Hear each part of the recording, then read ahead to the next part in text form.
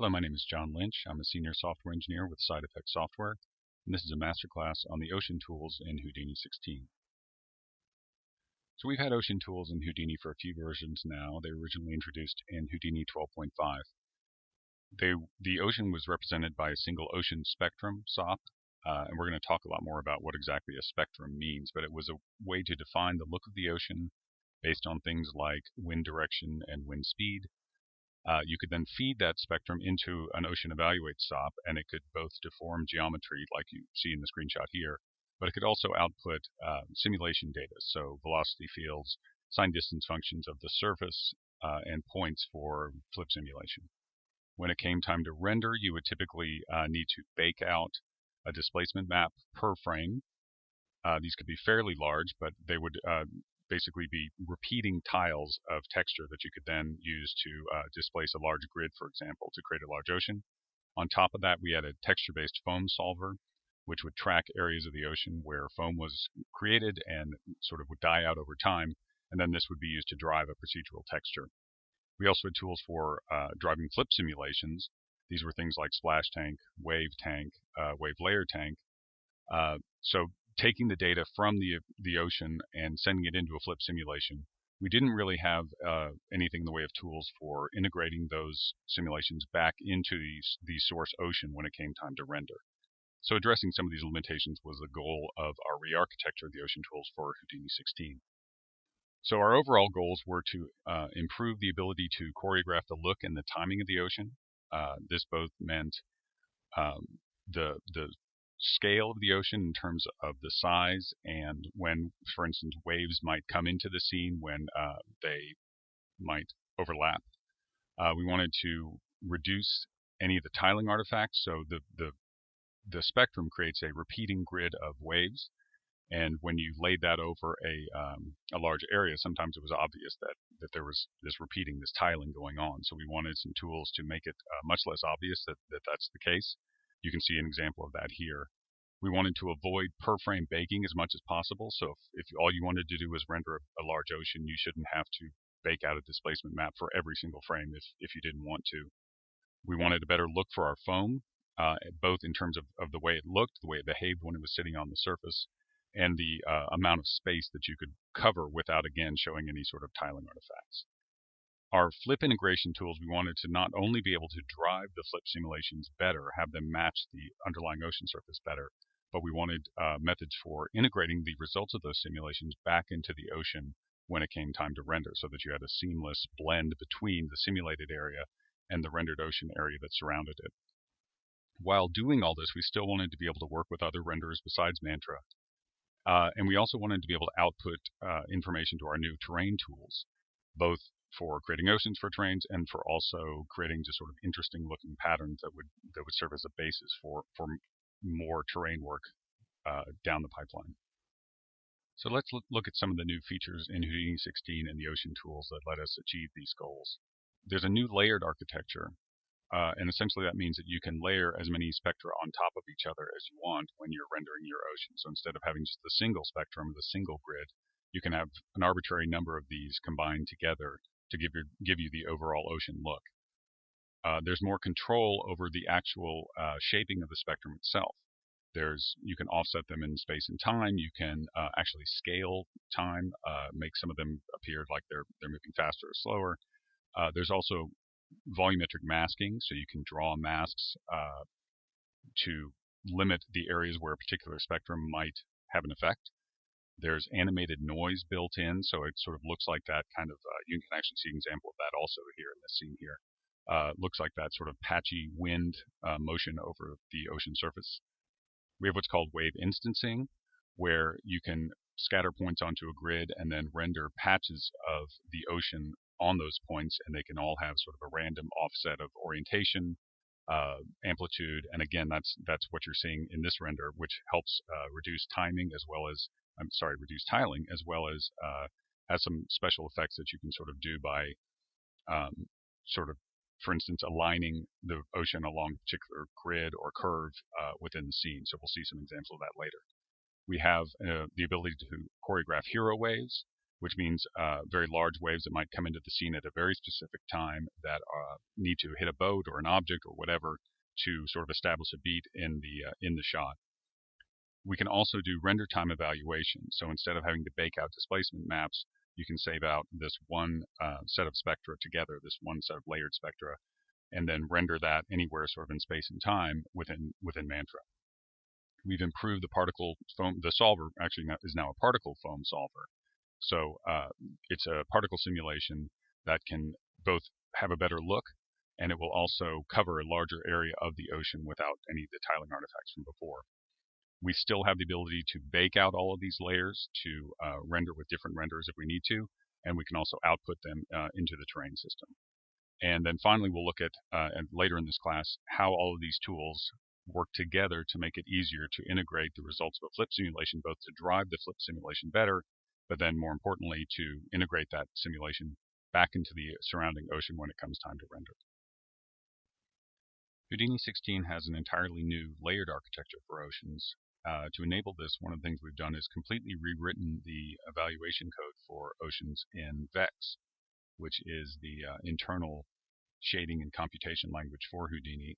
It's located here. You can see in this location within the Houdini installation. And if you're a very sort of advanced TD level user and understand or are comfortable with VEX, you can actually see how all of this is implemented. But implementing it this way gave us a lot more flexibility for being able to handle as many of these layers of oceans as we wanted to. So there's arbitrary layers of spectra that can be just merged together. So you combine these with a merge SOP to define the ocean. Then you can basically save out that set of combined spectra, and that geometry will define the ocean. And you can use that geometry for rendering. You can use it for simulation. So you could have, for instance, one user that would actually define the look of the ocean, and then they could sort of send, just by sending this file, this one single file, downstream in the pipeline to, say, an effects artist, who could then do simulations based on top of that defined ocean, using the exact same look that was done sort of in LookDev earlier in the pipeline. Another advantage of having this evaluation done in VEX is that we can actually do ocean evaluation entirely within a single VOP. Now we can't create all of the data, that Ocean Evaluate SOP will. So we're not trying to create all the volumetric information to drive simulations, for example.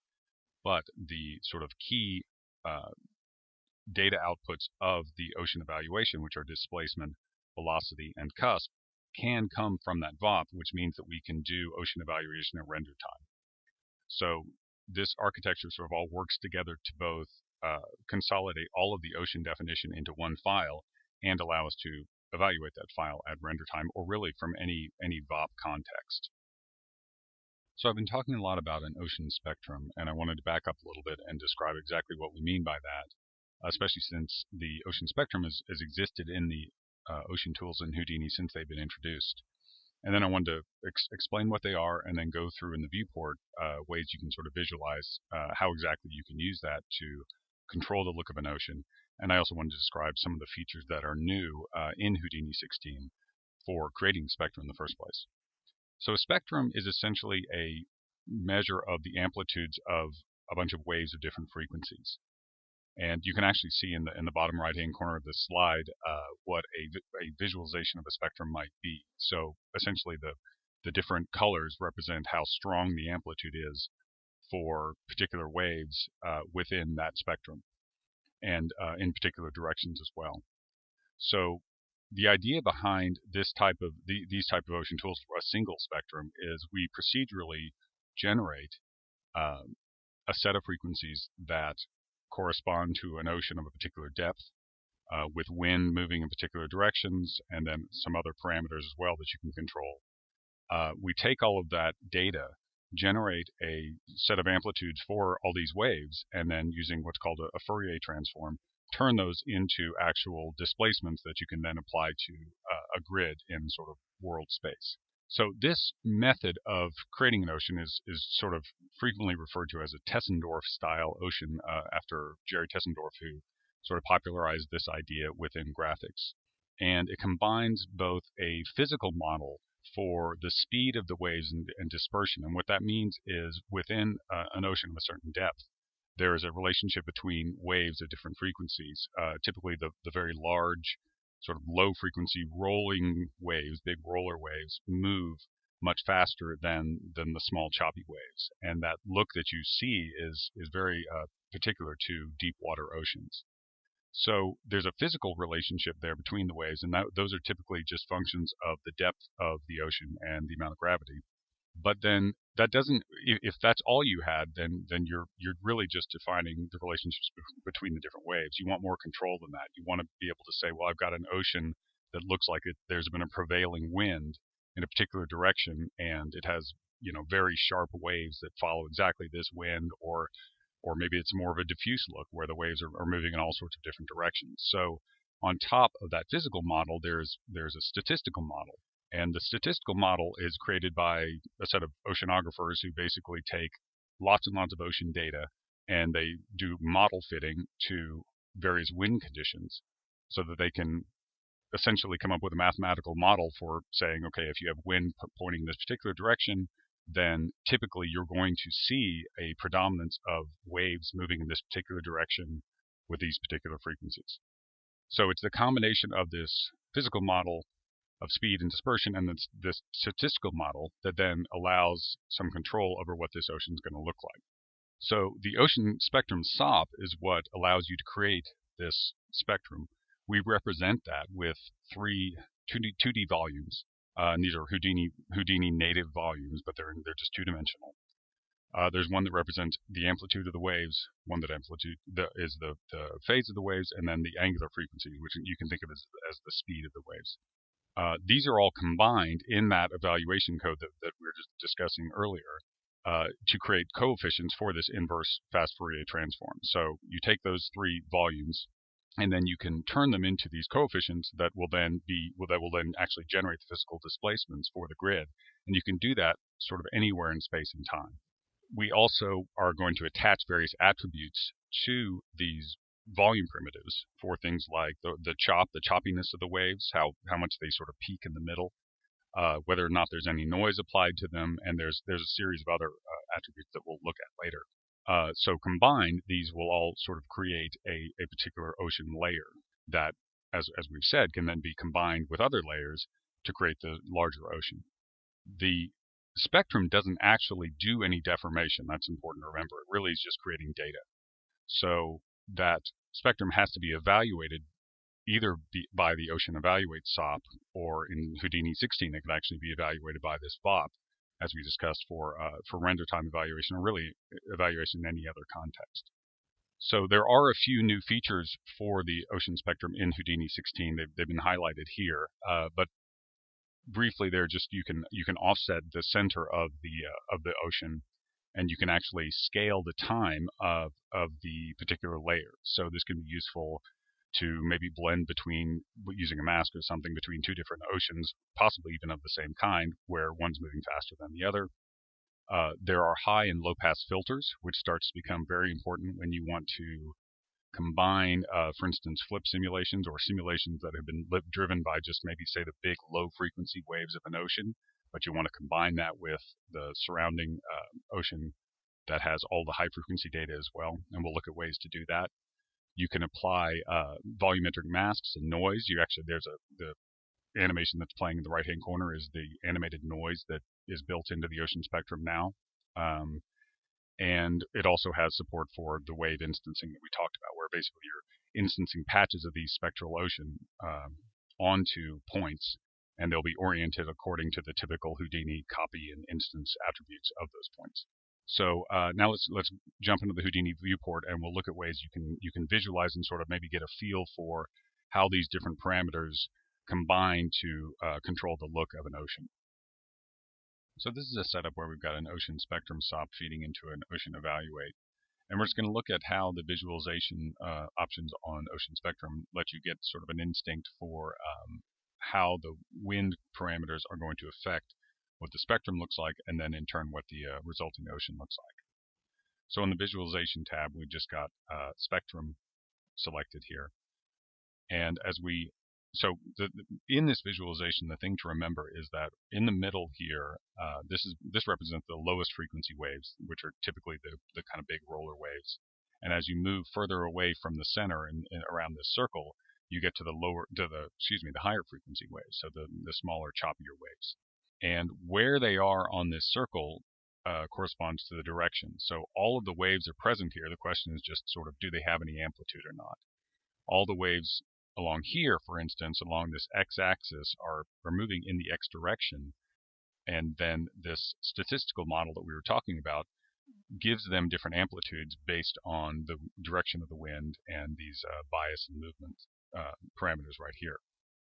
So the easiest way to see this is as we change the direction, the wind direction, you'll notice that what this model does is it essentially depresses the amplitudes of all the off-axis waves. So all the waves that aren't in the direction of the prevailing wind get set to 0, and the ones that are in the prevailing wind direction get set to sort of a random a value that is based on their frequency and then some randomness defined by this random distribution parameter here.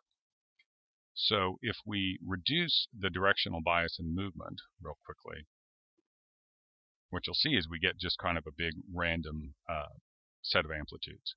And as we change the direction, it doesn't matter anymore. So we're essentially saying that we've got a big ocean where the wind is moving in every different direction. And if we take this grid and we're creating a GL lit attribute on it, and all that means is we're applying the OpenGL lighting in the viewport here.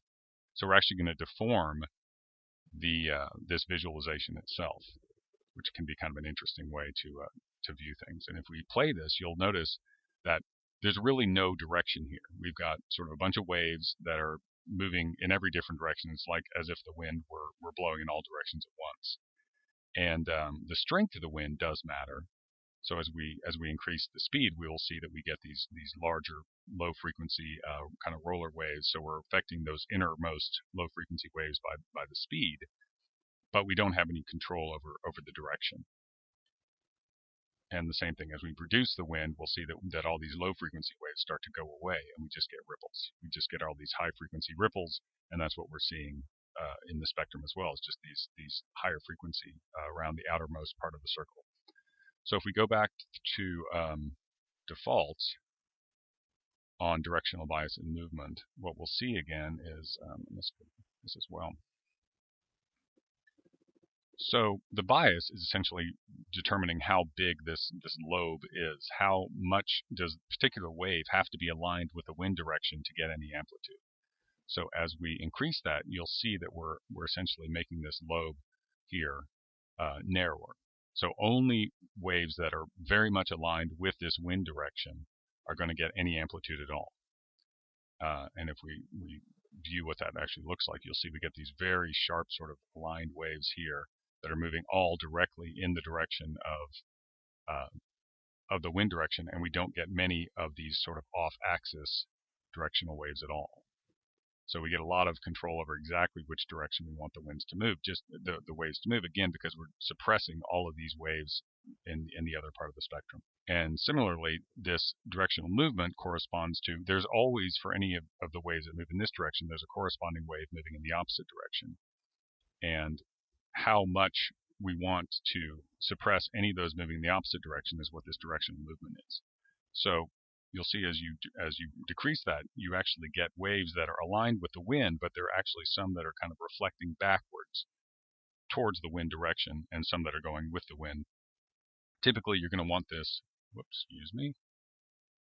you're going to want this set higher so that the waves do actually move along with the wind in the same direction. So hopefully that gives you some feel for just the overall controls for what the wind is doing. All of these wave frequencies are always existing in the spectrum. It's just a question of which ones get their amplitudes boosted and which ones get sort of scaled down so much so that they essentially don't have any impact on the look of the ocean at all. So let's sort of go back to defaults here and look at some of the other controls, some of which are new. In particular, the filtering ones. So these filters, there's always been the ability to limit the minimum wavelength. So really what that does is removes the highest frequency waves. which is useful. And again, if we look at what this looks like deformed, as we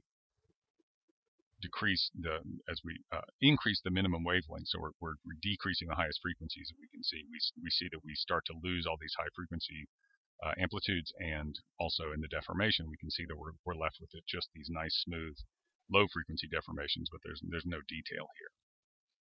But what's new is this filter above and filter below resolutions. And so what this lets you do is do a similar type of filtering, but actually do it in terms of this same resolution exponent that we see here. And this is mostly useful for combining spectra.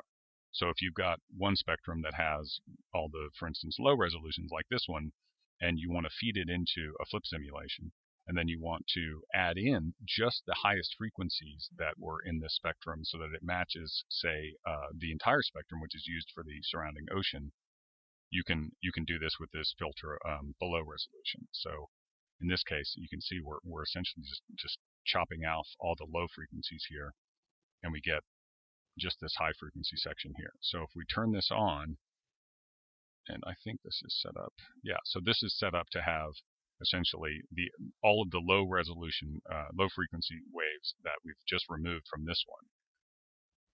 So you can see they're essentially sort of inverses of each other. And then if we merge these two together, we basically get back to our original, ocean. And if we disable that merge, we're essentially just going back to only this one layer.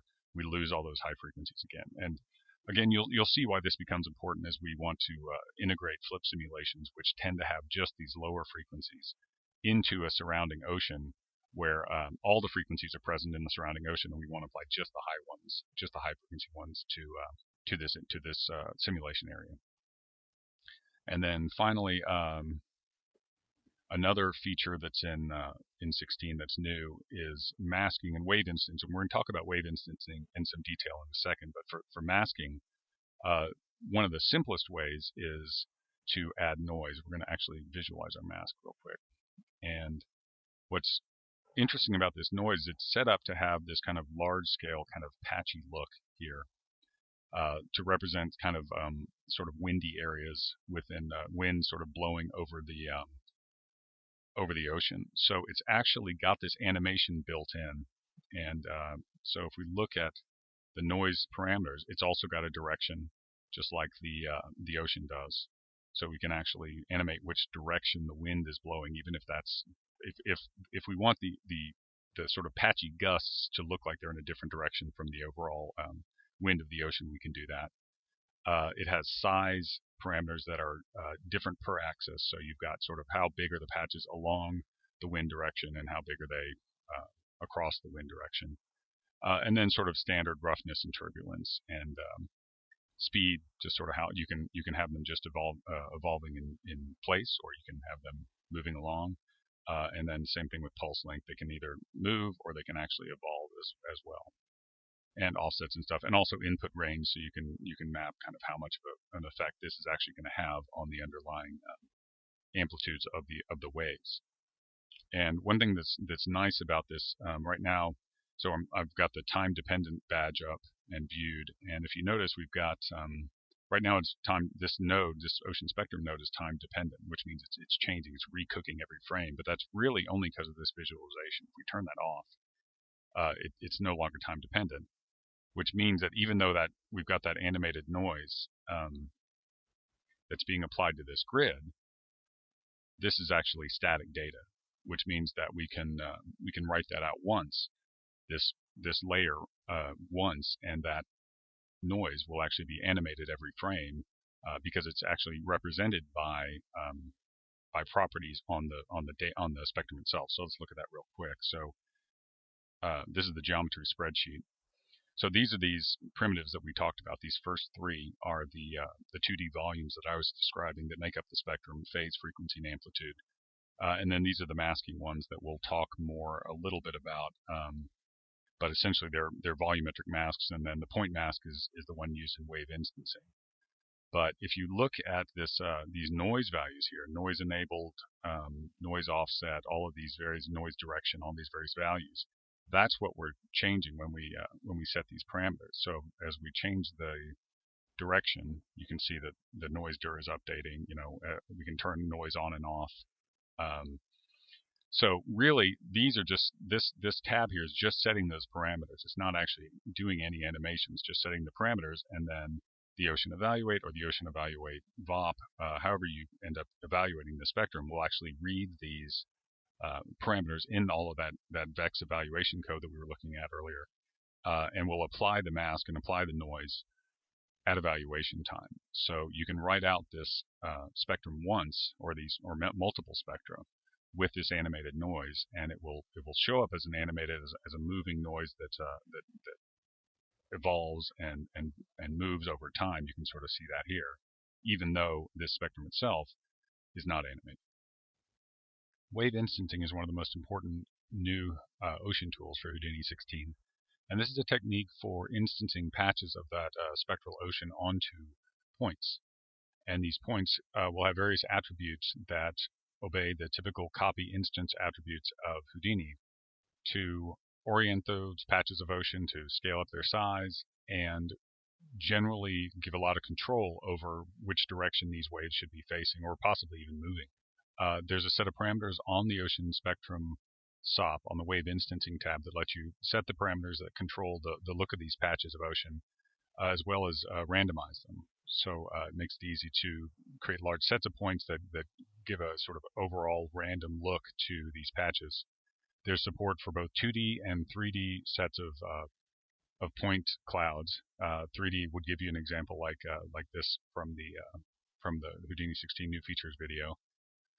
There's proper rotation of velocity and cusp, which is important both for rendering. So as you can see here, you've got cusp sort of pointing in the right direction, that peak on top of the waves. But also, if you are using the wave instancing and then want to send the data into, say, a simulation, we need to make sure we have proper point velocity. So we'll look at how we get that. And this is a technique that's really useful for infinite oceans, so reducing the tiling that we were talking about earlier, where you could instance patches of maybe 3 or 4 different spectra if you wanted to onto points across a large grid, and it makes it very, very difficult to tell that there's any sort of repeating going on. And in fact, the large ocean shelf tool uses that technique, and we'll go into that later. And then you can also do special effects like these sort of deformed oceans here, either in 3D or in 2D. So let's look at what that looks like in the viewport. So here's a very simple setup of wave instancing in Houdini. What we have here is an Ocean Spectrum SOP, and it's plugged into Ocean Evaluate, and it's deforming this grid as usual. But what's different is, so Ocean Spectrum with Houdini 16 now has 2 inputs. The right input is that volumetric mask that we've been discussing. This left input is for the wave instancing points. So these are the points that you would instance the patches of ocean onto, and it reads the attributes on those points and copies the patches, similar to the way like a copy to point SOP works. So here we've got just a very simple point at the origin, and if you look on these, so here are the wave instancing parameters, and we'll go through these in a second. But I've got the variance, the randomness turned all the way down, and so if we look at the way that we're deforming this grid, if I remove this point, you'll see it's essentially the same thing. So all we've done is instance this patch of ocean onto this point within a given radius. So, and I can increase that and decrease basically how big that radius is going to be, how much of an effect it's going to have over this grid. As we start to vary or return some of these values to their standard defaults, you'll see that, for instance, the offset, as we change the offset, that controls where into the patch of ocean the lookup occurs. So this is going to be different for each point, and this is part of how we get the randomness and the variation and get away from that sort of tiled look, is because each different point is going to be looking up into a different patch of the ocean, of that larger ocean tile. And so just quickly we'll reset all these. So what you'll see is that we have variation on amplitude, the rotation, so I can change the rotation, and that just rotates the underlying ocean. So you'll typically, the way you'll do this is the ocean spectrum itself, and this is the spectrum that's being instanced onto this point. You'll leave the direction at aligned along the x-axis, the wind direction. You can still change the bias and movement however you want, but then the individual rotation will typically be controlled with point attributes. So we can move these all around and control things like the roll-off, the fall-off of how quickly the edges of the area of this radius will get deformed by the ocean, and seeds, and all these seeds just correspond to these variance values. So as you change the seeds, you're changing different offsets, you're getting a slightly different rotation, that sort of thing. And these become really important as you start to have more points. So let's switch to a slightly different setup. We're just scattering points here. We can start off with one, and we're going to do what we did before, where we're actually going to be visualizing the wave instancing points here, and we're going to send the actual visualization into the ocean spectrum SOP. So here you can see we've got kind of a fall off area here. It's a little hard to see, but this is the z-axis and then up, of course. And you'll see that this is really what we're controlling by the rotation. Is we're controlling the local frame here that we're instancing the patches onto. Let's reduce that a little bit. And then as we add more points, so let's maybe go up to 5 points or a few more, we'll see that they're starting to overlap. And they've each got a little bit of variation in their rotation. We can increase that amount of variance if we wanted to in the rotation. So you're seeing that they're just going to be offset a little bit more. And what we're seeing as we look at this is we're starting to see an ocean that has or a grid that has a fair bit of variation in the sort of local direction of the waves. This may actually be a little bit too much. But you can see as you would vary that over a very large grid, you can essentially, there's no indication that these are necessarily coming from the same patch of ocean, especially as they start to interact.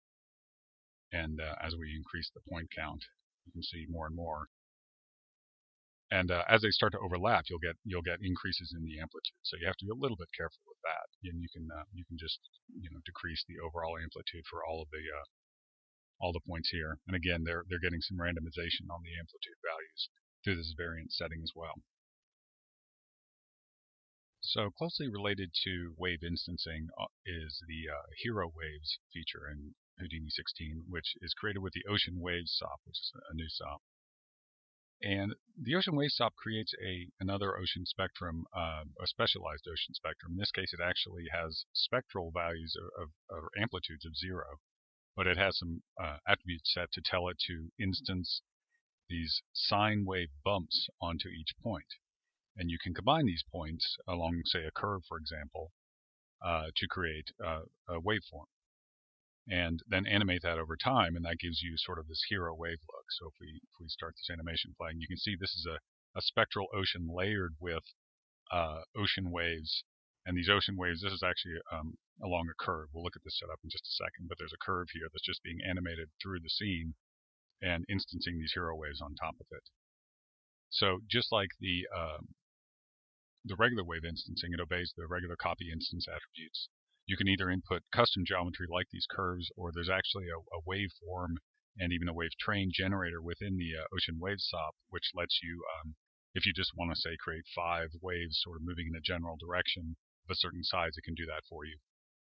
It will calculate velocity on incoming animated points, and then it will in turn transfer that velocity to the underlying ocean based on the wave shape.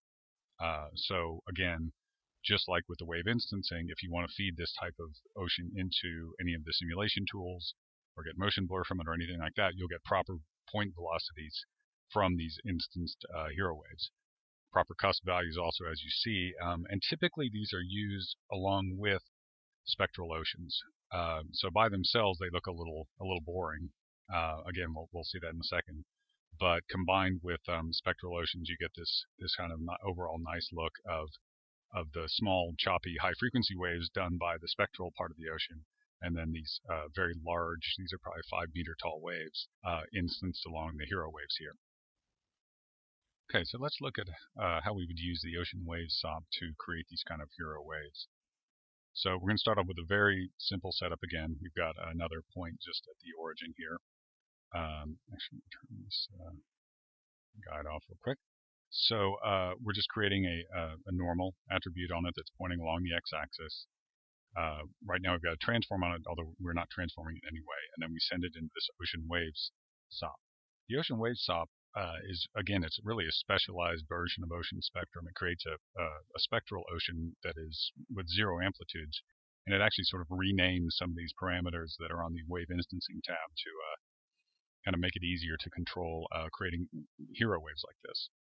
So what you see here is this kind of sine wave bump that I was talking about. So you use similar controls to what we did with wave instancing. You can control the radius of this bump and fall off and that sort of thing.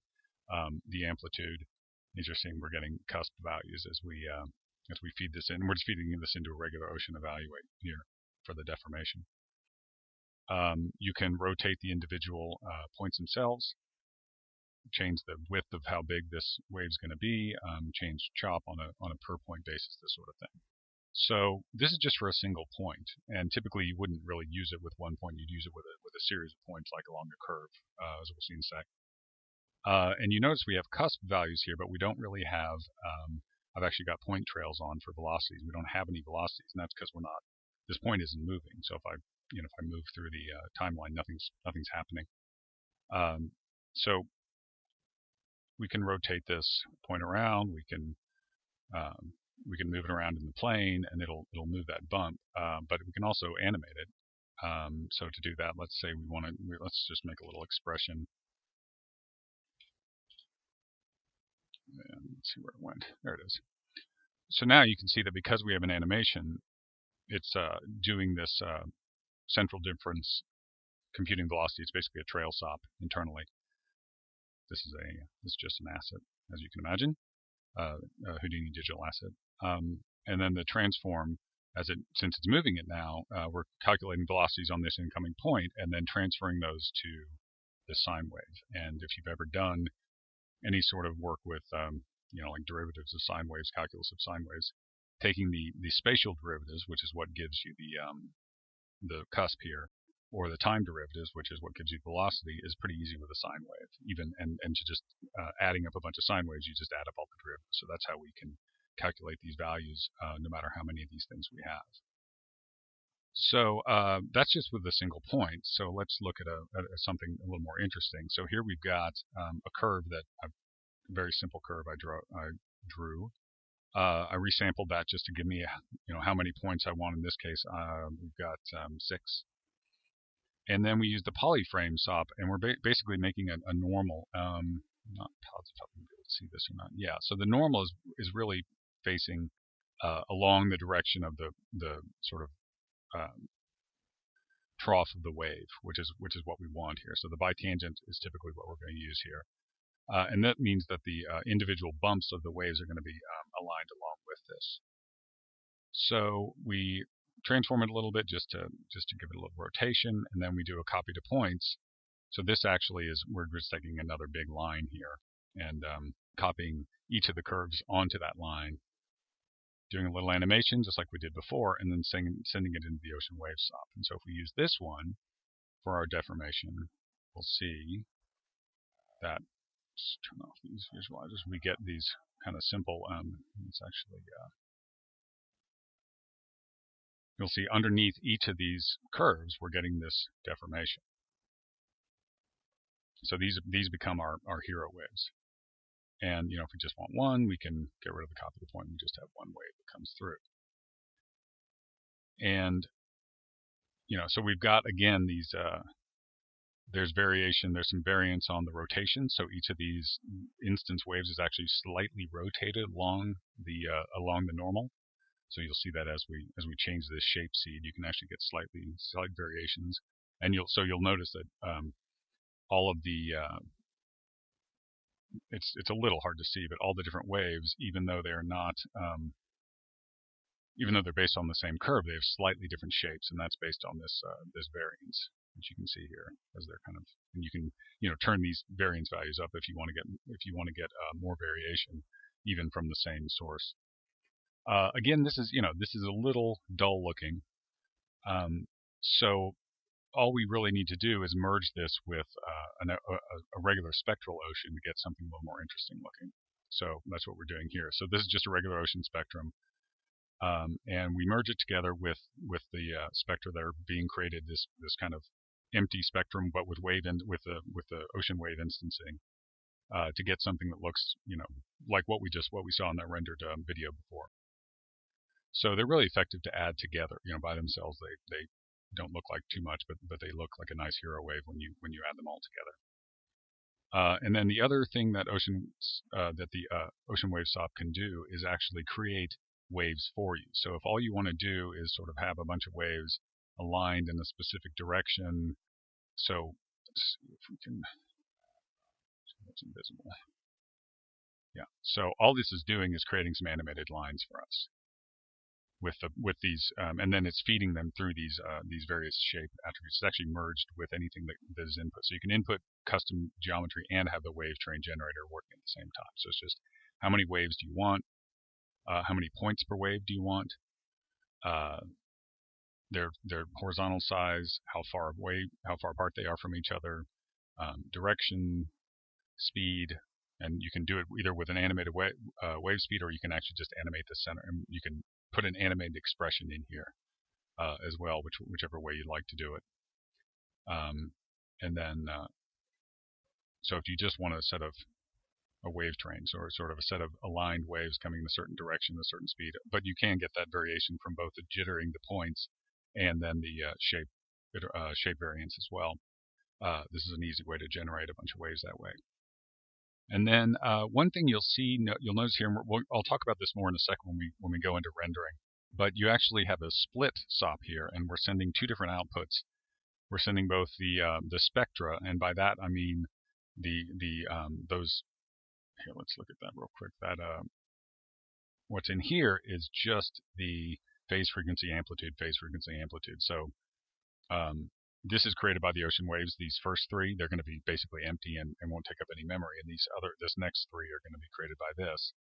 And then the mask just has the point mask and mask primitives. So the reason we're splitting these up is the spectra, like we were talking about before, doesn't change at all. The spectra is static throughout the entire frame range. It can be evaluated anywhere in space and time.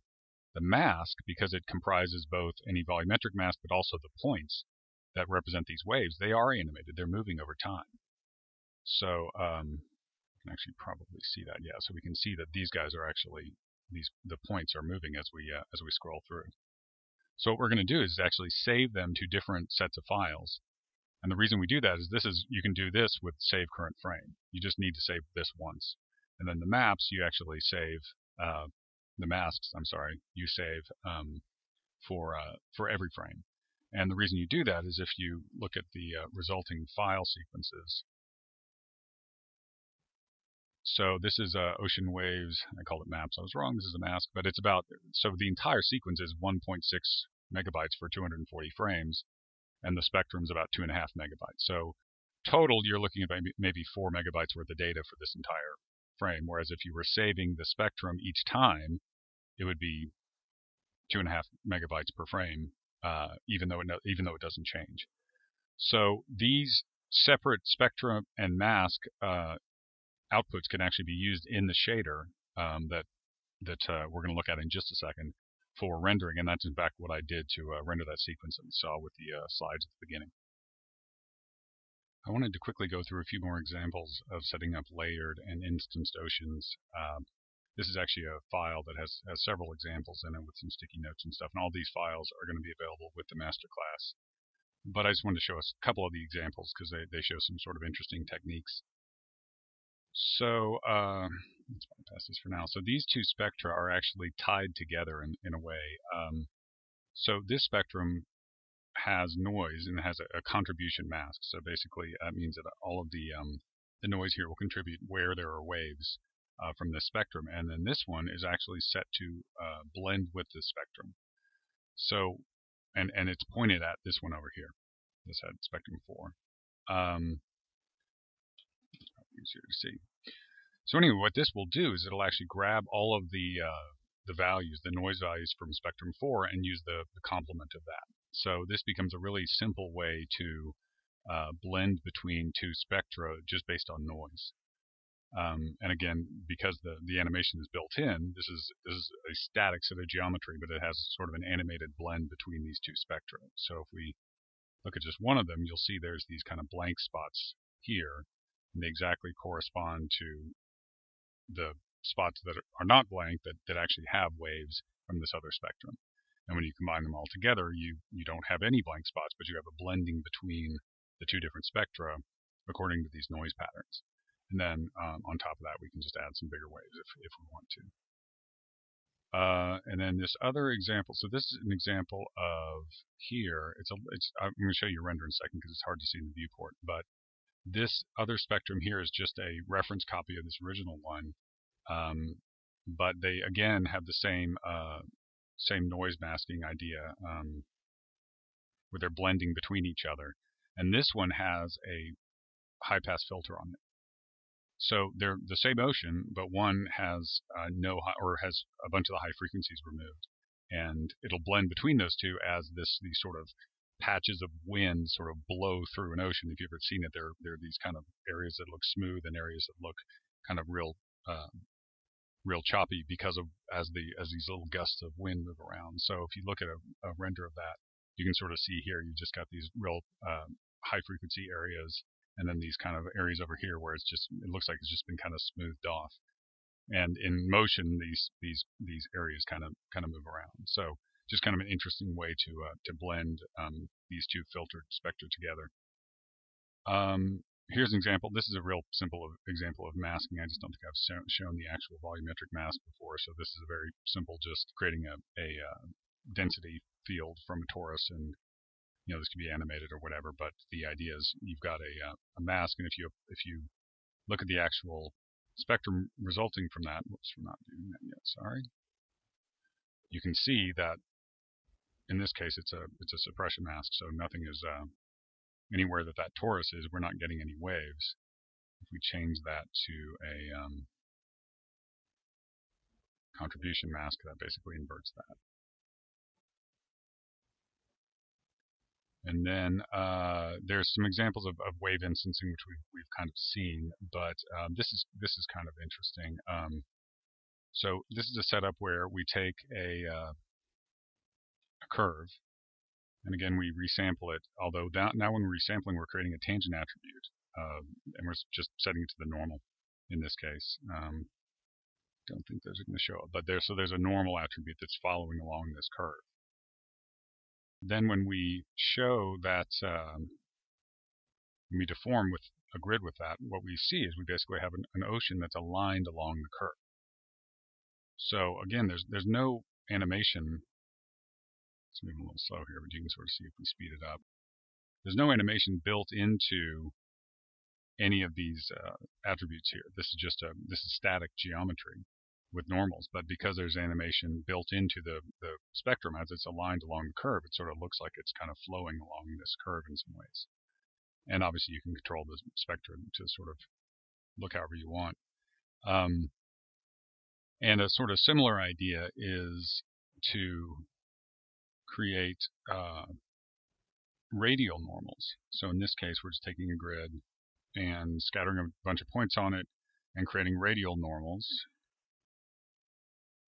So basically, this is real simple. But just we create, basically they're aligned along the circle around the grid, and then we use that to instance points onto ocean patches onto it. And if we display that, we get sort of this whirlpool effect. Again, there's no animation here. It's just the ocean is moving along the x-axis, which in this case has been oriented along these radial normals. So you get this kind of whirlpool. And I actually have a render of that real quick in motion. And so you see the same sort of thing. Again, there's not any animation here. This is a static set of spectrum geometry and mask. But because of the animation built into the oceans, you get this kind of cool radial whirlpool thing going. So let's talk about rendering the oceans that you've created now with Mantra in Houdini 16. One of the biggest changes is we now have render time evaluation of spectra. So you create all these layers. Maybe they have masks. Maybe they're animated masks. Maybe they're static masks, like some of the setups we saw. And it's time to render those. In previous versions of Houdini, well, one, you couldn't have all the layers and masks, but no matter what, you had to bake displacement maps. So you had to bake out the texture, and then you would use those textures to displace the like a grid and render that way. So in Houdini 16, you only need to save out that spectrum geometry that combines all the various layers, masks, that sort of thing. And then the Ocean Sample Layers VOP will actually read that. It uses one low-level function that we're going to look at in just a second called Ocean Sample, which is pretty much the only new C++ code in this whole architecture that can actually do render time evaluation of these spectra. So actually create the coefficients, the FFT coefficients we were talking about, and do the inverse FFT to create the displacement or velocity or cusp at render time. The ocean surface shader has been updated to use that render time displacement, as has the ocean volume shader. So we're still using an interior volume, uniform volume, to do absorption and scattering underneath the surface. So typically when you render, you'll render a grid to be the actual displaced surface, and then you'll do a volume underneath it, a box or something that'll be a uniform volume rendered with the ocean volume shader, and we'll look at an example of that. It has automatic anti-aliasing built in, and what that means is because we literally know the frequency content of everything that we're trying to render, because we're dealing with spectra. So we can essentially downsample the spectrum as we get to distant parts of the render where we don't have enough shading samples to resolve the tiny little waves that are in a given spectrum. So we can basically calculate that during shading and just downsample to use a lower resolution version of the spectrum, just like we would in Ocean Evaluate, where you can set the downsampling parameter. There are separate inputs for the spectrum and mask, and we saw an example why you might want to do that in the Ocean Waves example, and we'll see some other ones when we look at a flip integration. There is procedural foam from the particle foam solver, which from a point cloud. So that's kind of what these things look, these patterns through here, these foam patterns. And actually, we see several of these at work if we play this animation. So in the distance here, you're seeing the automatic anti-alias, and you're seeing the procedural foam. This is basically the large ocean shelf tool at defaults. It has obviously a camera move and a boat in it, but besides that, this ocean setup is the large ocean shelf tool. So it's scattering points onto a very large grid. I think it's an 8-kilometer grid, and then instancing patches of ocean onto that, and then we're running the foam shader on top of that, or the foam solver on top of that, and then feeding it all to the ocean surface shader, and then doing render time evaluation of the oceans. And then finally, I wanted to talk a little bit about combating some rendering artifacts that may show up that are typically the result of just using too low resolution spectrum, and how you can combat those. So I wanted to describe the new Ocean Sample Vex function because it's what allows the render time evaluation of spectra, and it's new in Houdini 16. It's a fairly low-level function that you may not run into much, but I think it's worth looking at to sort of understand what it's doing and what it allows us to do in terms of evaluating spectra from really any Vex context, not just rendering, but shading or SOPs or anywhere. So if we look at this function, and actually this is the help for it. So you pass in geometry and then primitive numbers that represent the phase, frequency, and amplitude, those 2D volumes that we were looking at earlier. H scale, horizontal scale, that's basically just your chop parameter. The current time. Mode is just one of whether you want displacement, velocity, or horizontal derivatives, which turns into cusp. Whether you're doing the downsampling, and where you want to sample the resulting ocean value, whether the ocean displacement, for example. So this is an example, and this example is basically what we're doing here in this wrangle. We're just passing in the input geometry. The first 3 primitives, which I happen to know coming out of a spectrum, are phase, amplitude, and frequency, the chop, and these various settings. And if we do that, So we're getting displacement here, and we're just offsetting the position by displacement. We essentially get our deforming ocean. And this is kind of the simplest use of ocean sample. So just to make it slightly more complicated, all this is doing is exactly the same thing, but instead of just getting displacement, it's getting velocity, point velocity, and also the spatial derivatives, which we can use to calculate cusp.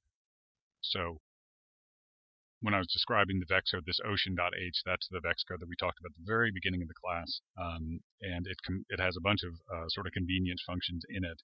One of them is if you have the spatial derivatives of all the different waves, and you want to compute cusp, that's what this does.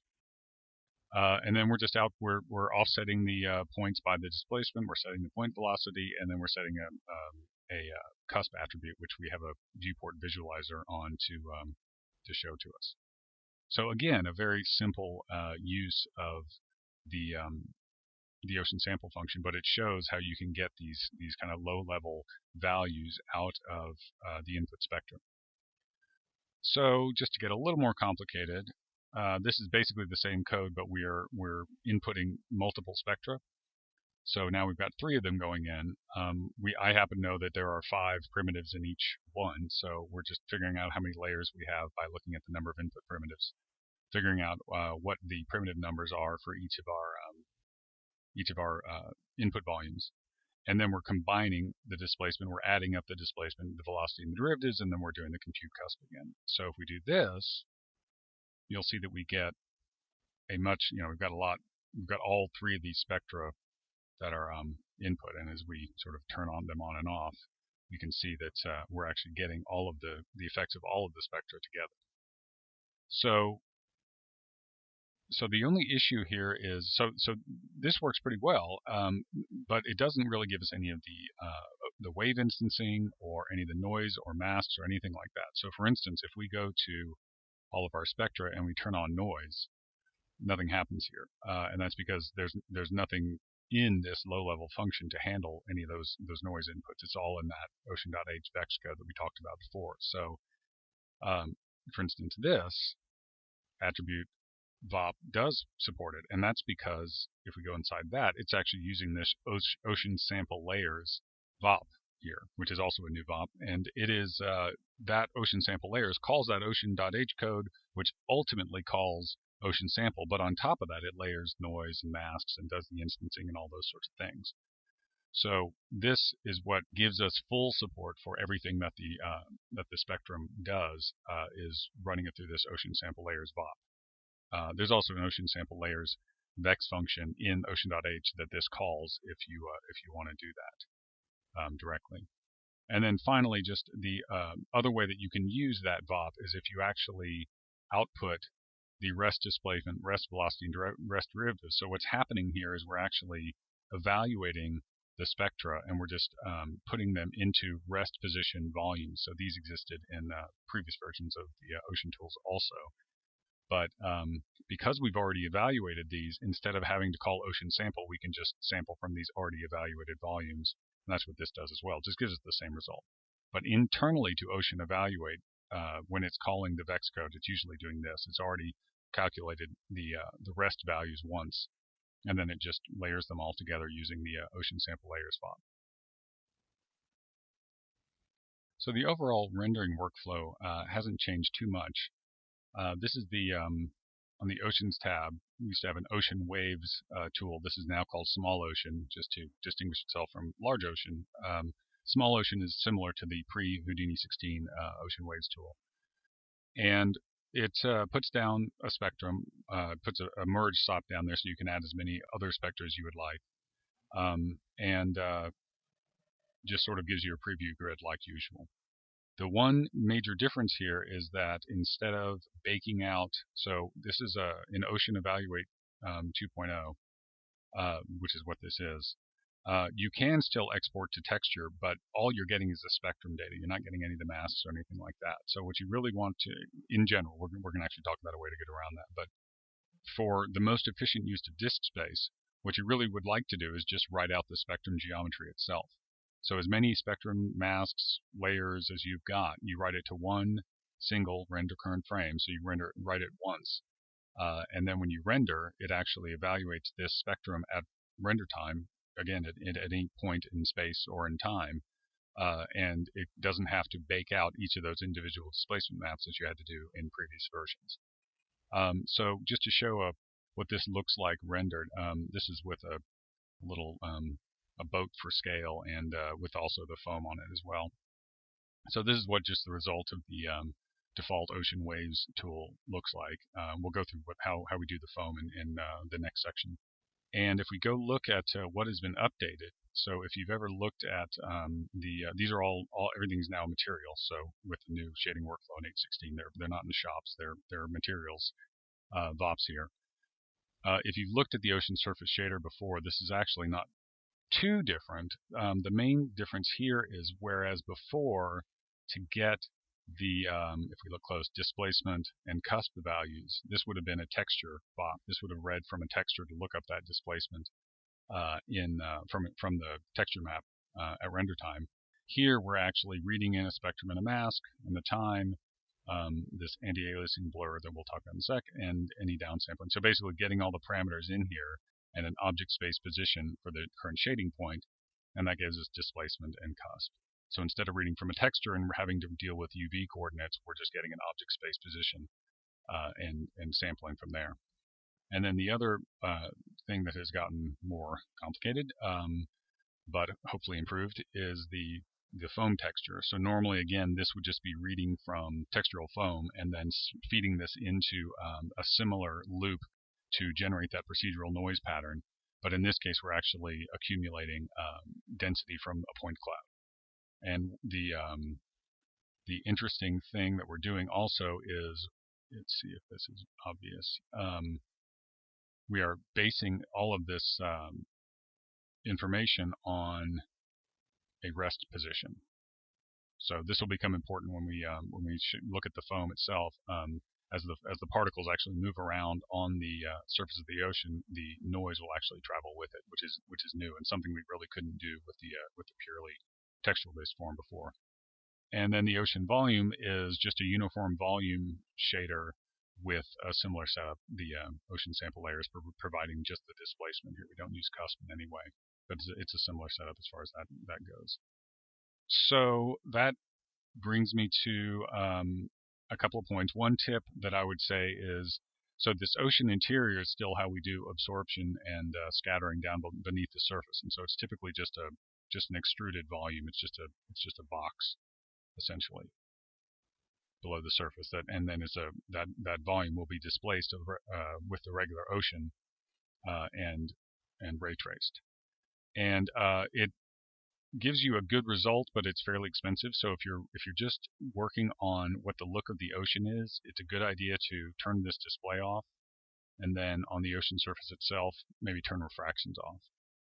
So just to see what the difference is, this is with that uniform volume rendered, and this is not the fastest computer, but it's a 6 or 7. This is a 7-minute render time, and with it off, it's a minute 40. But it's an opaque surface, so it's probably not great for the final render. But if you're looking on just working on the look of your ocean and want the full render time displacement, that's a good way to speed that process up.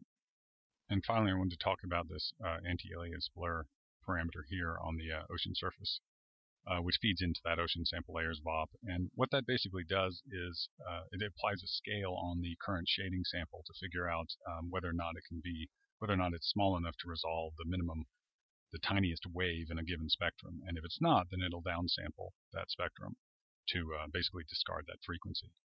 And I've got some examples renders here. They're going to be a little hard to see in the video probably, but this is with it turned off, so set to 0. And so I don't know if you can see it, but there's some kind of popping in the very, very far distance here. This is a pixel sample 8x8, which is pretty high, so that helps defeat it a little bit too.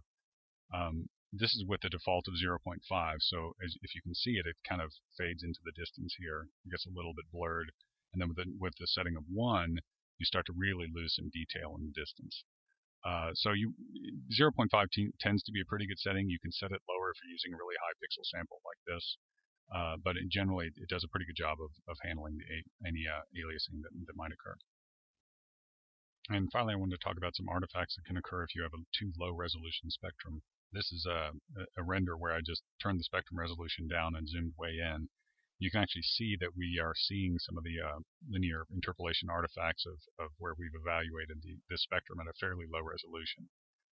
So if you start to see anything like this, or even this is a pretty egregious example, but more subtle examples of that, generally you just need to increase the resolution of your spectrum. So this was a resolution of 7. If I do it to 9, I'll get this.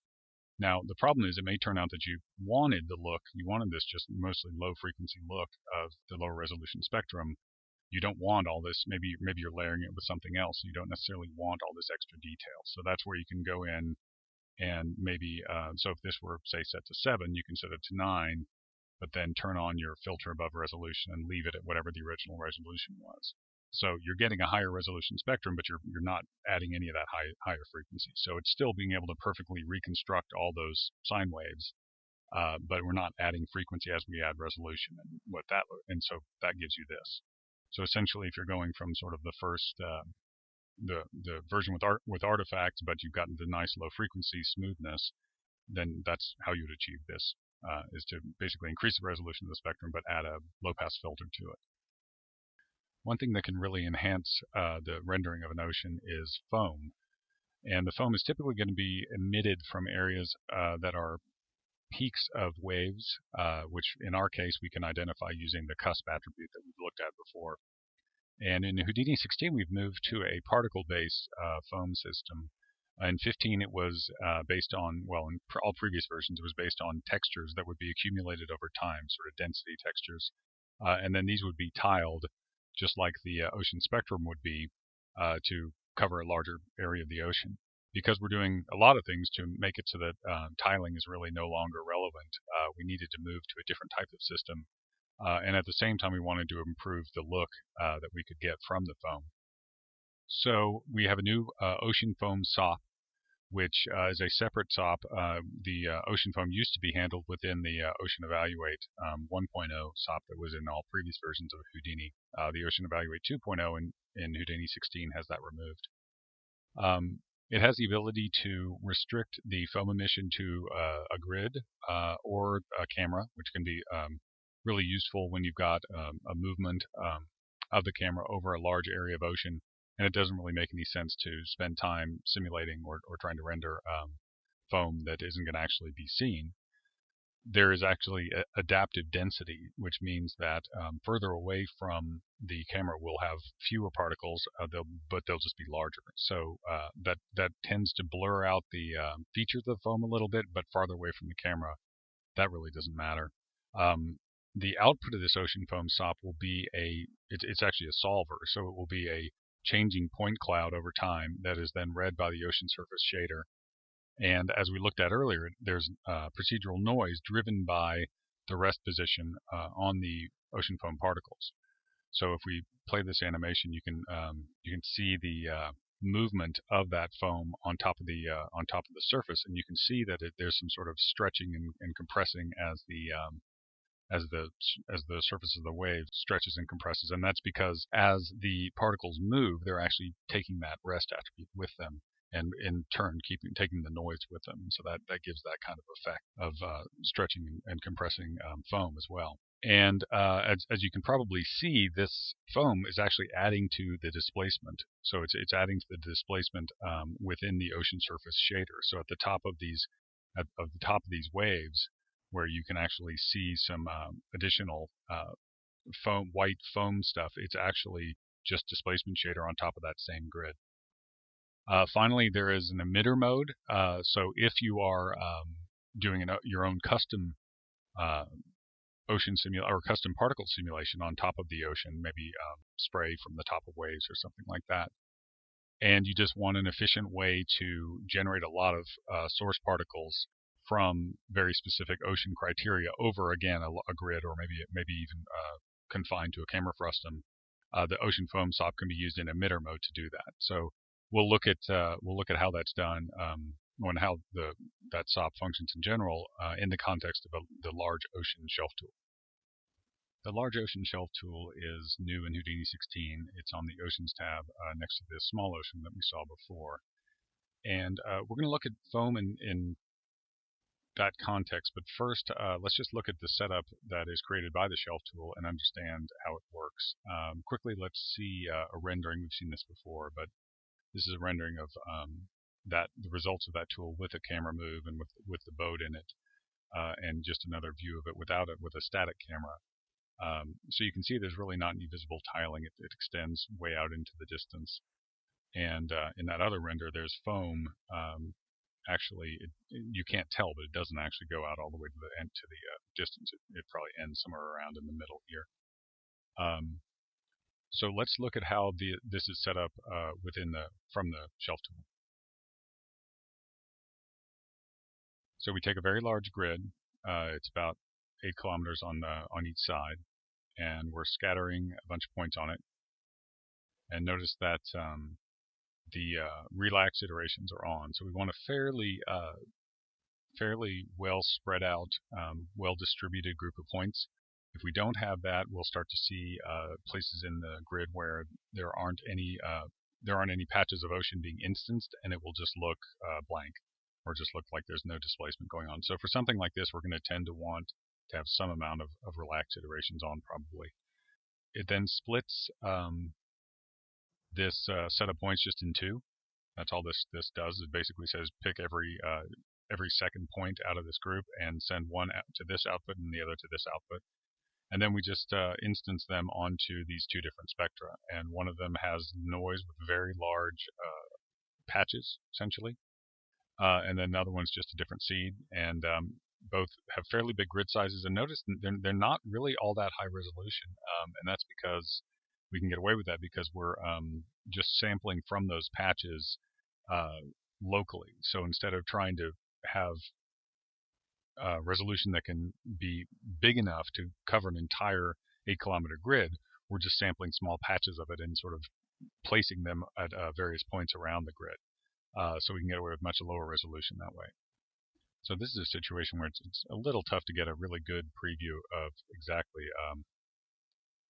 how this is going to look rendered, just because it's such a large grid. So if you notice, here's our camera way down here.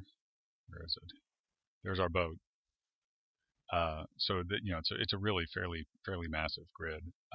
So this is a situation where rendering patches of it, or maybe having a smaller grid that really just focuses on the area that you want to preview might be useful. And we're seeing the foam here. This is the baked out foam and we're going to look at how that was generated in just a second.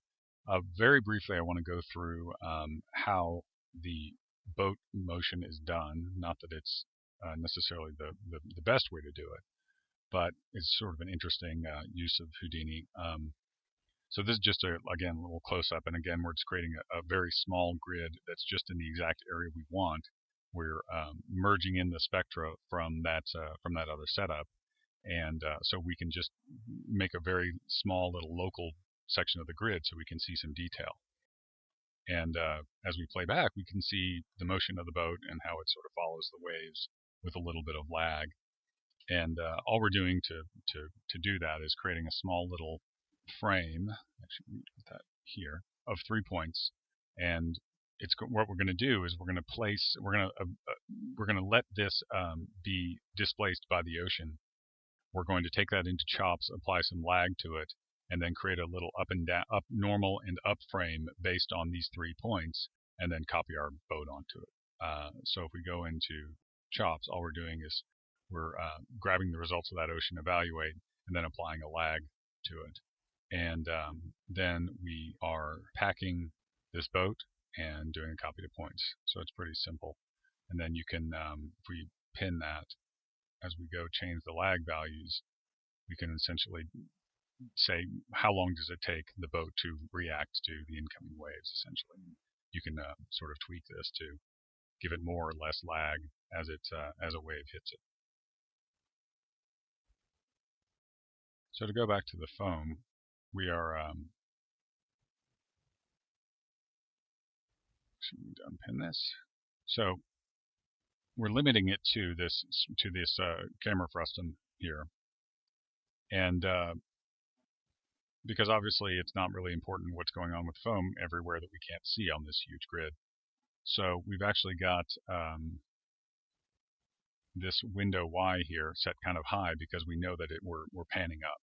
So essentially, this controls how much ahead of the camera we're going to be looking, and so we can start simulating the foam sort of before we get there. We're in emitter mode right now, which means we're not doing any solving. And all we're really doing is looking at the various cusp values, velocity values from this large patch of ocean that's within the frustum, and then we're emitting points where the cusp is above a certain value, where the velocity is above a certain value. You can also look at the minimum height. And then there's some parameters that control how we're going to be evaluating those spectra inside the ocean foam sop. And then if we switch to, and the particle density, sorry, is how many particles you have per unit area. So this is just kind of an easy way to crank up and down the foam density over time.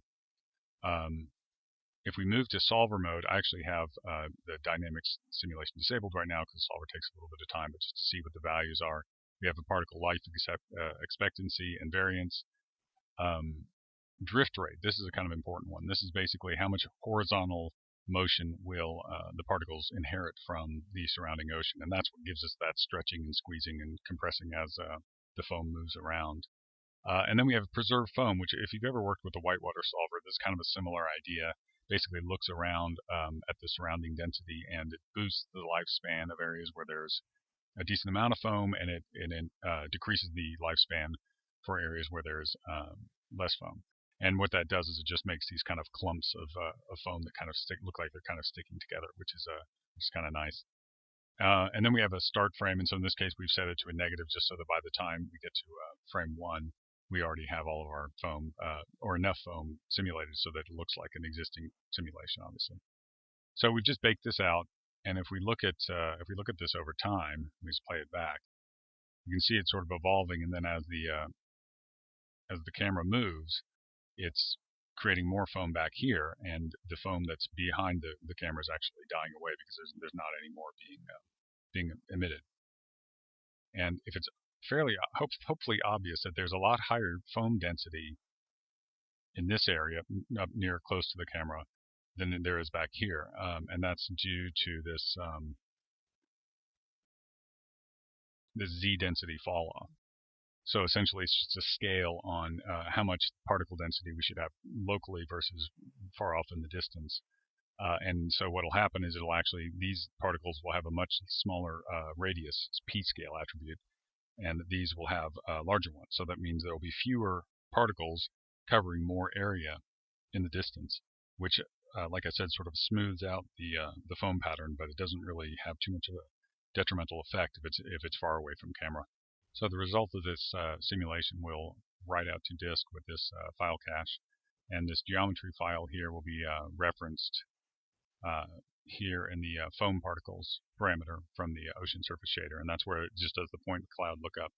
If you notice, this is all flat, so it's doing the lookup in rest space. These are the particles aren't deformed in any way. They're actually generated at the flat plane as well as the grid that you're going to be displacing to render the surface, so they all match up together. And just to see a couple more quick rendered examples, this is just sort of a medium scale render, similar types of foam. And then there's also a foam export from the shader, which lets you do some things in comp, for instance. And this renders this is a render of that, and it makes it sort of particularly obvious that the foam is just being done as a displacement, an additional displacement on top of the waves. For the final section on rendering, I'd like to talk a little bit about baking, particularly in use with other renderers. In previous versions of Houdini, since there was really only one ocean spectrum, you could bake a repeating texture from that and then use that single texture to displace a large grid in some other renderer by using it as a repeating texture. You'd have sort of the same problems that we typically had where you were trying to avoid any tiling artifacts.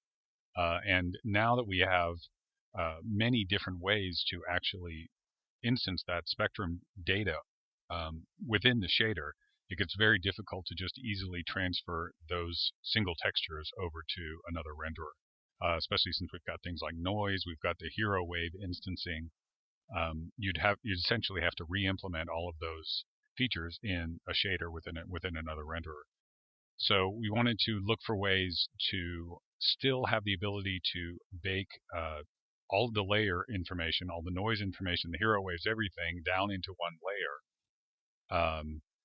and be able to use that single texture map to replicate the ocean function that we have within Houdini, within possibly another renderer, or possibly even within Mantra itself.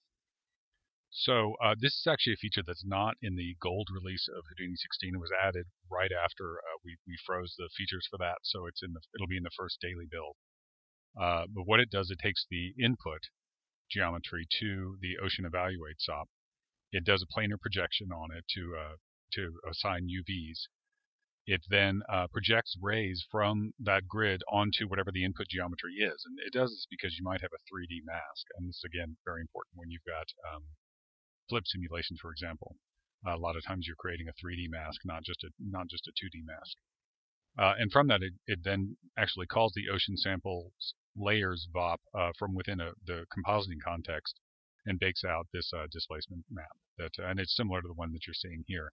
That big sort of yellow-white curve across the middle of that texture is that hero wave that we looked at in the ocean waves example earlier, and that's what we're going to look at in the viewport in just a second. And then finally, I just wanted to show the use of Ocean Evaluate as its height field output as a way to drive the height field terrain SOPs that have been introduced in Houdini 16. So we'll just look at a quick example. So here's that same Ocean Waves SOP Ocean Waves example that we looked at earlier with the curve driving the hero waves. In this case, for sort of whatever reason, we're actually displacing just sort of this little hexagonal patch, and just to sort of show that it works with non-grids.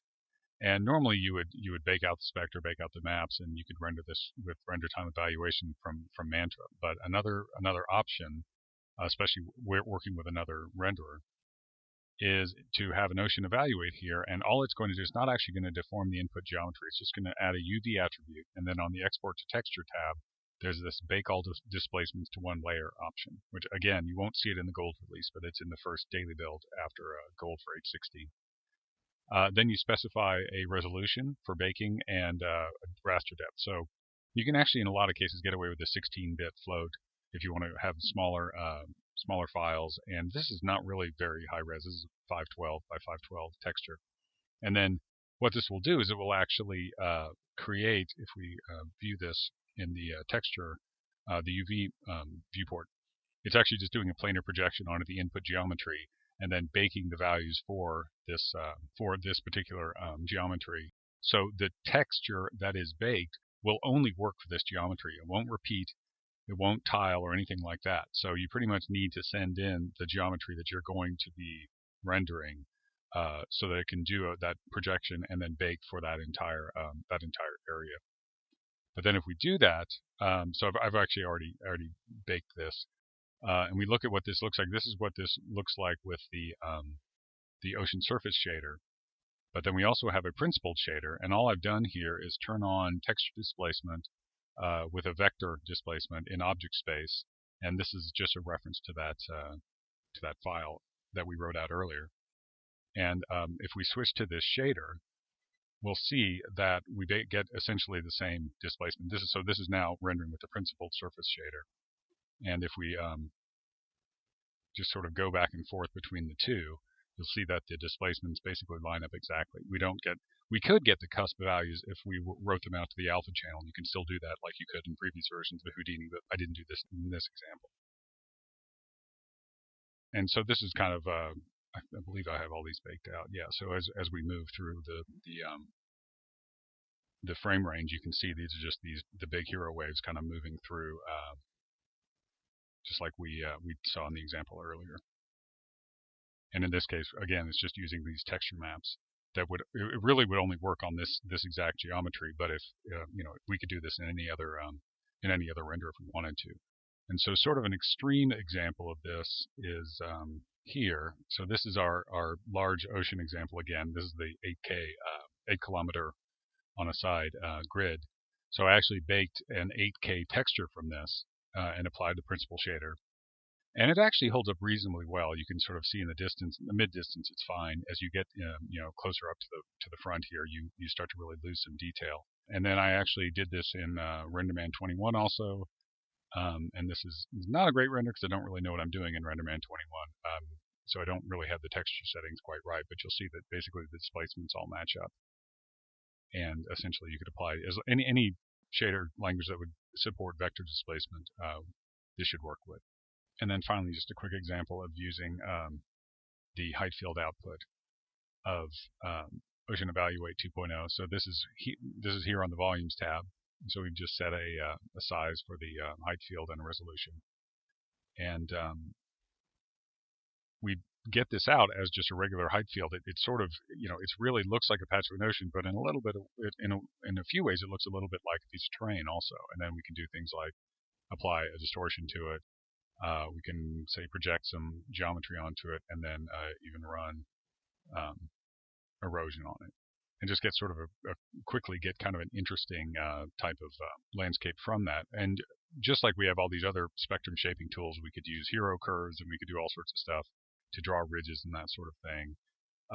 And if we unlock this, you can sort of go through in time, and we're still running the distort and let's say the project. And we could, use this as a quick way to just sort of generate different types of interesting beginning points for terrains. For this last section of the course, I'd like to talk about Flip and Ocean integration and some of the new tools we've introduced into Houdini 16 to make this easier. So we've always had the ability to drive simulations, Flip simulations, from ocean data, but we didn't really have any tools for integrating the results of those simulations back into the surrounding ocean. So we've introduced some of those, and also introduced some improved tools for the simulations in the first place. So the primary two new shelf tools are the Ocean Flat Tank and the Ocean Guided Layer Tank, and we're going to go through both of those in some detail. And they both rely on what we're calling sort of an extended surface workflow. And the idea is that you take your output of your Flip simulation and you mesh it for rendering, but you also flatten the edges around the simulation domain and extend that out to the horizon. And then you can render the entire thing with render time displacement using a mask to essentially identify the areas where interesting simulation is occurring, where we don't want any displacement, and then the rest of it is rendered as usual with the ocean surface shader. And you can actually see an example of that in the still from this video here. The Ocean Source Op has been updated mostly for optimizations. The Flip Solver has taken on the role of some of what the Ocean Source SOP did in previous versions. So to create a boundary layer around the edges of the simulation domain to essentially get rid of any reflecting waves, and also things to maintain volume, maintain the amount of water in a tank. So that's all handled now by the Flip Solver, which turns out to just be a more efficient way to do that. The Particle Fluid Surface SOP, which actually does this meshing, has been updated to handle larger meshes to flatten around the edges, and it has this ability now to extrude the flip mesh outward to the horizon. And finally, there's a new SOP called the Particle Fluid Mask SOP, which is actually used for identifying the sort of interesting parts of the simulation where things are going on in the simulation that we don't want to have ocean displaced. And that actually uses some of the same tools that we used for masking in the original Particle Fluid Surface SOP as well. So if we combine all of those features together, we can get sort of a simulation that looks a bit like this. We're not going to be looking at anything quite this complex. This has a bunch of elements like mist simulations and that sort of thing. But the workflow is going to be based on the same ideas. I wanted to start by describing the Ocean Flat Tank tool, which is new in Houdini 16. And the idea here is that you simulate a area of water actually as a flat domain, as just a regular like flip tank, except with boundaries on each edge of the domain that take care of suppressing any waves that might make it to the edge of the boundary. And we then actually will surface, like I was describing, we'll surface that for rendering flatten the edges even more so that they're completely level with whatever the zero water line is, and then extend that grid outward all the way to the horizon. And it's only at that point, only at render time, will we actually add any of the ocean displacement. So none of the ocean data actually goes into the simulation itself. It's purely applied as a post process. But for this to work effectively, you need to be able to generate a mask that tells you where interesting simulation data is, where there's lots of velocity, where there's a big splash, something like that, because we actually don't want to displace those areas with ocean displacement. We want the simulation data to dominate there. But then in the smooth, flat areas, we want to go ahead and make it look like it's part of the ocean. So because this is a post process, it's not going to work with every type of simulation. This is really good for where you've got a particularly large object, and the size or the speed of the object really dominates the sort of physics of the simulation. So it's a big sea monster going through the ocean or something like that, or a huge object, splashing into or out of the water, where the actual individual waves don't make that much of a difference for the dynamics of the simulation. So adding them as a post process will work just fine. And then the guided layer tank, which we'll look at later, will be for the situation where the waves really do make a big difference. So this is an example, this video here. This is most of these are sort of programmer art. I apologize for that, but they were done during development. But so you can see here, this is just a flat simulation, but we've rendered it with render time displacement, so it looks like the simulation has occurred within the ocean itself. But you can see that where there's splashes and things like that, it's not being displaced by the ocean, and areas where the water's been sort of stirred up by the object, it doesn't have any ocean displacement, and then as it sort of slows down, the waves kind of pick back up again. And this is really the most flexible way to do it if you can get away with it, because you can change the ocean data after the simulation, so you can sort of tweak the ocean as long as you want, because it really is only applied at render time. So let's look at how this is set up. This is the file for that video we just saw, and I want to go through the setup that's created by the Ocean Flat Tank tool. Before I do, I should say it is a relatively complex setup, which is unfortunate, but on the other hand, it's a fairly complex effect to take a big water simulation and integrate it into the surrounding ocean. And hopefully, as we go through it, it'll make sense how all these pieces fit together. And a lot of what you'll see is the tools coming from previous parts of the class in the new Ocean tools, letting us do this integration in a way that we really couldn't do in previous versions. And I should also say that this is mostly focused on the surfacing and the mesh, the water simulation itself, and I'll show some ways of also integrating things like whitewater on top of the simulation as well. So the setup for the simulation part of this this effect is quite simple, which is one of the appeals of it. So the initial data is really just, as you can see, just a big flat tank. We send it into the simulation, which again, just a big flat tank with an object, in this case, moving around a curve. So really the only new settings in the flip solver are this fill new volume, this use waterline setting, and this use boundary layer. So these are all things that were handled by the Ocean source in previous versions and have now been moved into the flip solver. So these basically, use waterline and the boundary layer. Use waterline makes sure that the volume of the fluid stays the same within the tank. The boundary layers are for wave suppression, and the fill new volume does a good job of if you've got a moving flat tank, which in this case we don't, it will fill in any gaps as if that tank is moving particularly quickly as it moves into new areas of the domain. So let's look at the result of just a flipbook of the simulation itself before we've done any of the ocean processing on it. So as you can see, it's fairly straightforward, but what you can notice here is this boundary layer. So around the edges, these continuously reseeded areas of particles is the boundary layer. That's basically, as you see this bit of the splash go into the layer over here, the velocity gets sort of absorbed by that boundary, and any excess water will flow into it and sort of be absorbed as well. And if it happens to dip down below, the level, then the water will flow back into that volume.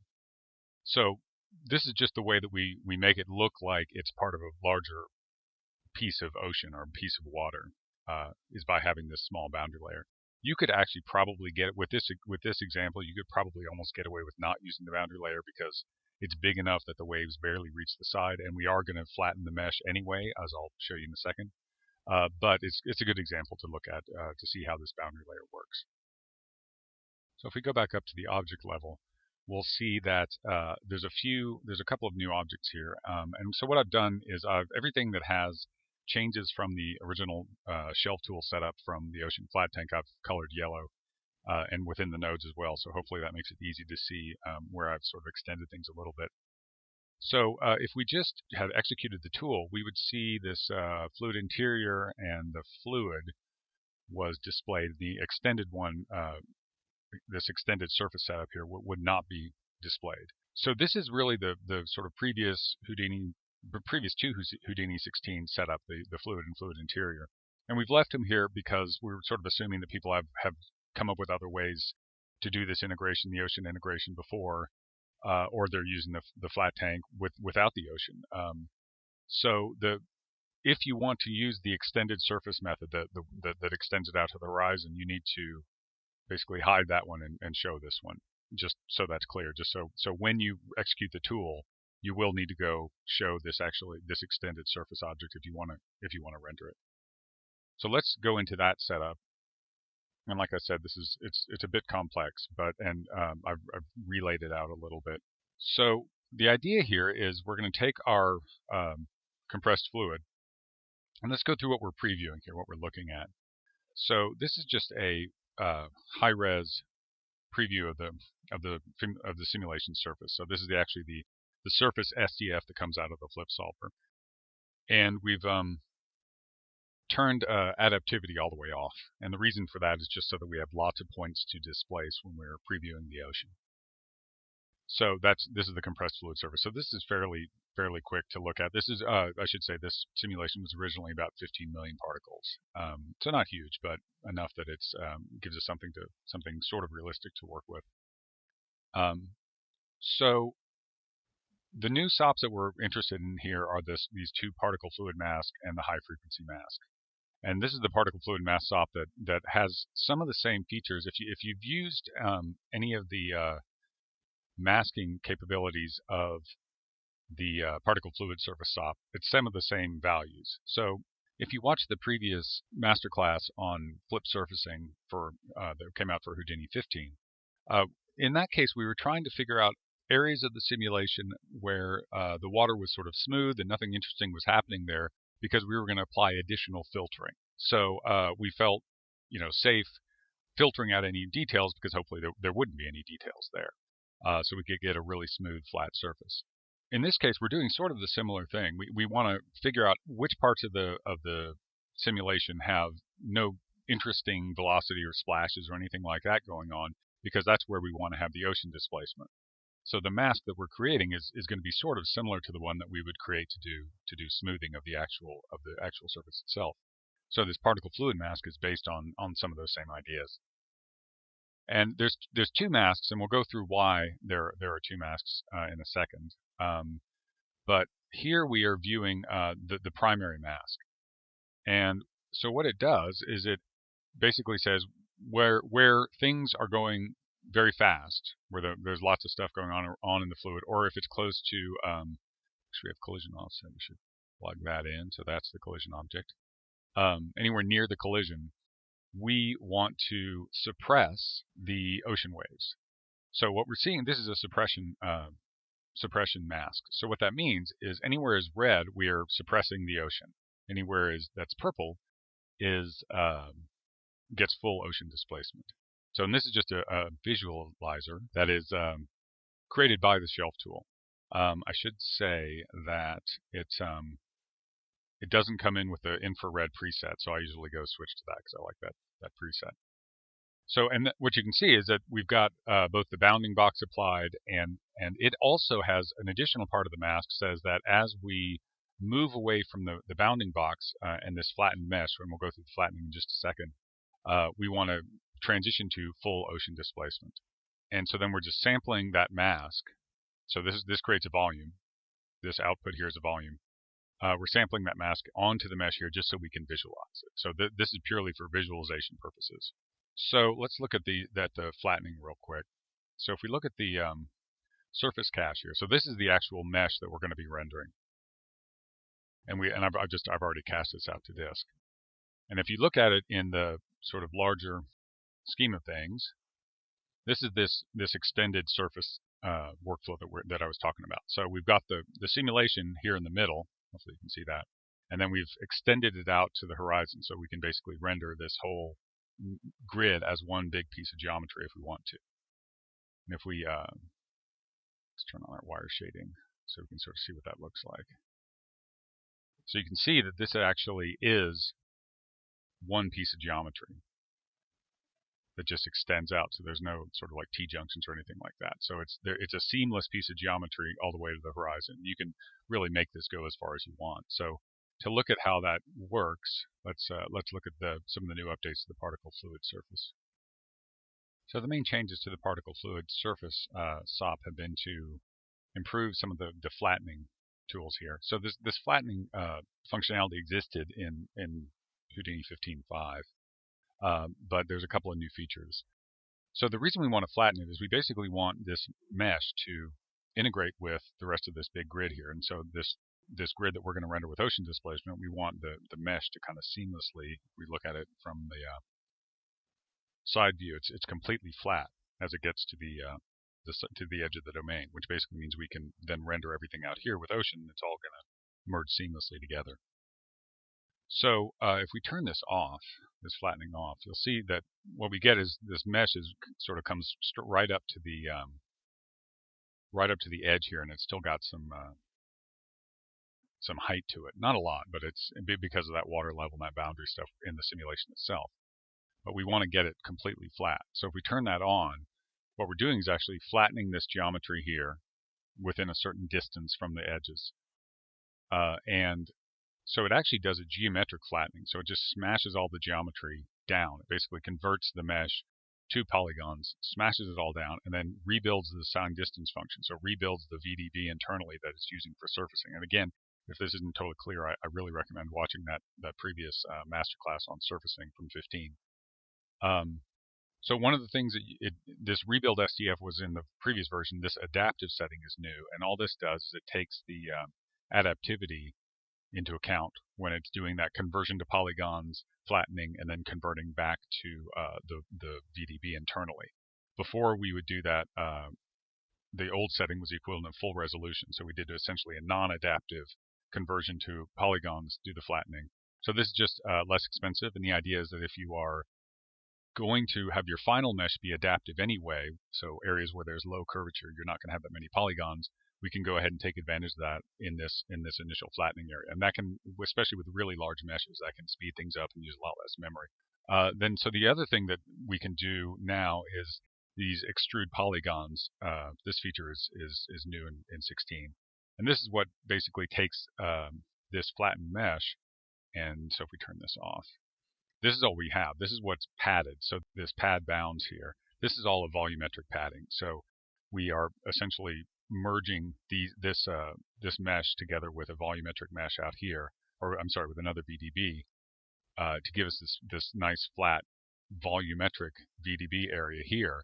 But then we're cutting along each axis and extruding the polygons outward, sort of as far as we need to. So we can either do that in one extrusion, which is what this planar setting is, and you can say how far you want and different how many divisions you want along the way, or it actually can do two extrusions and it does it along each axis. And this just gives you sort of better looking quads. So it really just depends on what kind of output you want.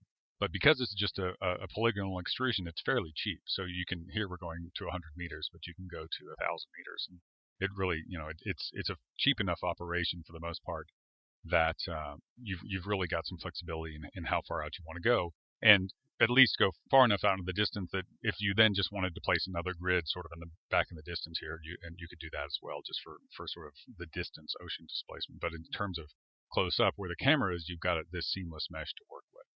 And then finally, you can output an edge group here, which is this these outermost edges, and I'll show you why we might want to do that in a second. But so this is how we created this mesh that we're using for this particular simulation.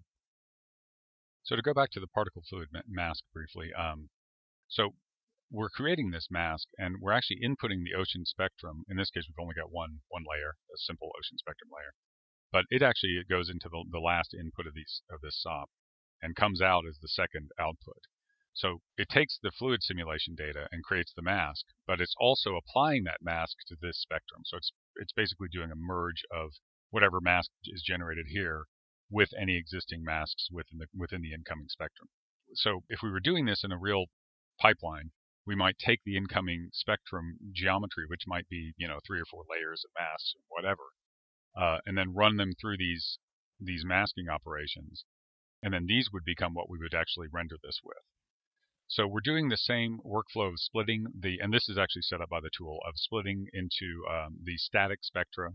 So again, these could be several megabytes of static data that doesn't change, and then the masks, which obviously do change because they're based on the simulation data. And then we're caching them out to separate file sequences. And then the shader in turn will actually, the ocean surface shader that we're going to use will look at these two different file sequences, both spectrum and mask. And it's just a way to keep this static data smaller on disk. So the reason there are two masks here is, we were looking at this earlier, and what this was essentially saying is everywhere that there's sort of all this interesting data moving, this interesting simulation data we don't want to simulate at all. Or I'm sorry, we don't want to displace at all. But areas like here, if we want, we can add in some of just the high frequencies of the ocean. So we want to sort of defeat the low frequency, the larger waves where there's simulation data, but maybe we want to merge back in some of the high frequency just so that it sits in with the rest of the surrounding ocean a little bit better. So the particle fluid mask on that spectrum tab has some ability to do some of that filtering, just like we saw in the original ocean spectrum node. So in this case, we're doing a high pass filter. So we're filtering out all of the low frequencies. Anything below, in this case, we're doing resolution 7. So this creates a separate layer, really, for the ocean that is just the high frequency, and it is applied only on the inner parts of. So that's what this mask is, and we've actually added a decent amount of blur here because we want this to be kind of a soft effect, and because it doesn't get all the way blue, we're never going to have a full effect. It's never going to be. It's always going to be sort of a partial effect of adding the high frequencies back in. And I've got some renders of just what the difference looks like. So this is a close-up view, and this is if we do not have the high frequencies. So this is just a closer-up view of what we saw before, but with no high frequencies without that second layer of high frequencies added back on. And then this is the same view with the high frequencies. So you could really, it's kind of a judgment call in this case. You can see that it sort of sits within the ocean a little bit better. It doesn't look like the water has been stirred up as much to the point where all of the little choppiness is gone. Once you add whitewater and stuff like that, it might not really make that much of a difference. And if you decide you don't want the high frequencies, all you really have to do is disable this merge, and then it'll get rid of that whole chain. And when you bake these masks in the spectra, it won't have that high frequency level at all. So it's a pretty easy way to turn it on or off, and it just really depends on whether you like the look of that or not. So the two other things I wanted to talk about were the interior object, and this is when you're rendering with the ocean with the uniform volume to give like the absorption and scattering. Typically, the way we'll do this is we'll merge in the rendering grid, and then we'll do a poly extrude down to give you a volume in previous versions of Houdini. So we want to do this similar thing, but with the actual mesh itself. So in this case, we're merging it in. We're poly extruding, but we're using that boundary edge group that we created when we created the surface in the first place. You can see we've created basically a extruded box now with that same extended mesh surface, and then we just polyfill at the bottom. So what we've got now is large box where the mesh is on top, and we've got a closed volume. So we can render this with a uniform volume if we want to get that sort of absorption scattering look. And in the first video that I showed, that's how this is done.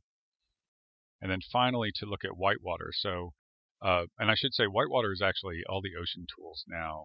There's actually a separate whitewater tool. So all the ocean tools now no longer create whitewater by default, and you have to add whitewater if you want it afterwards. So this is just a regular simple whitewater simulation.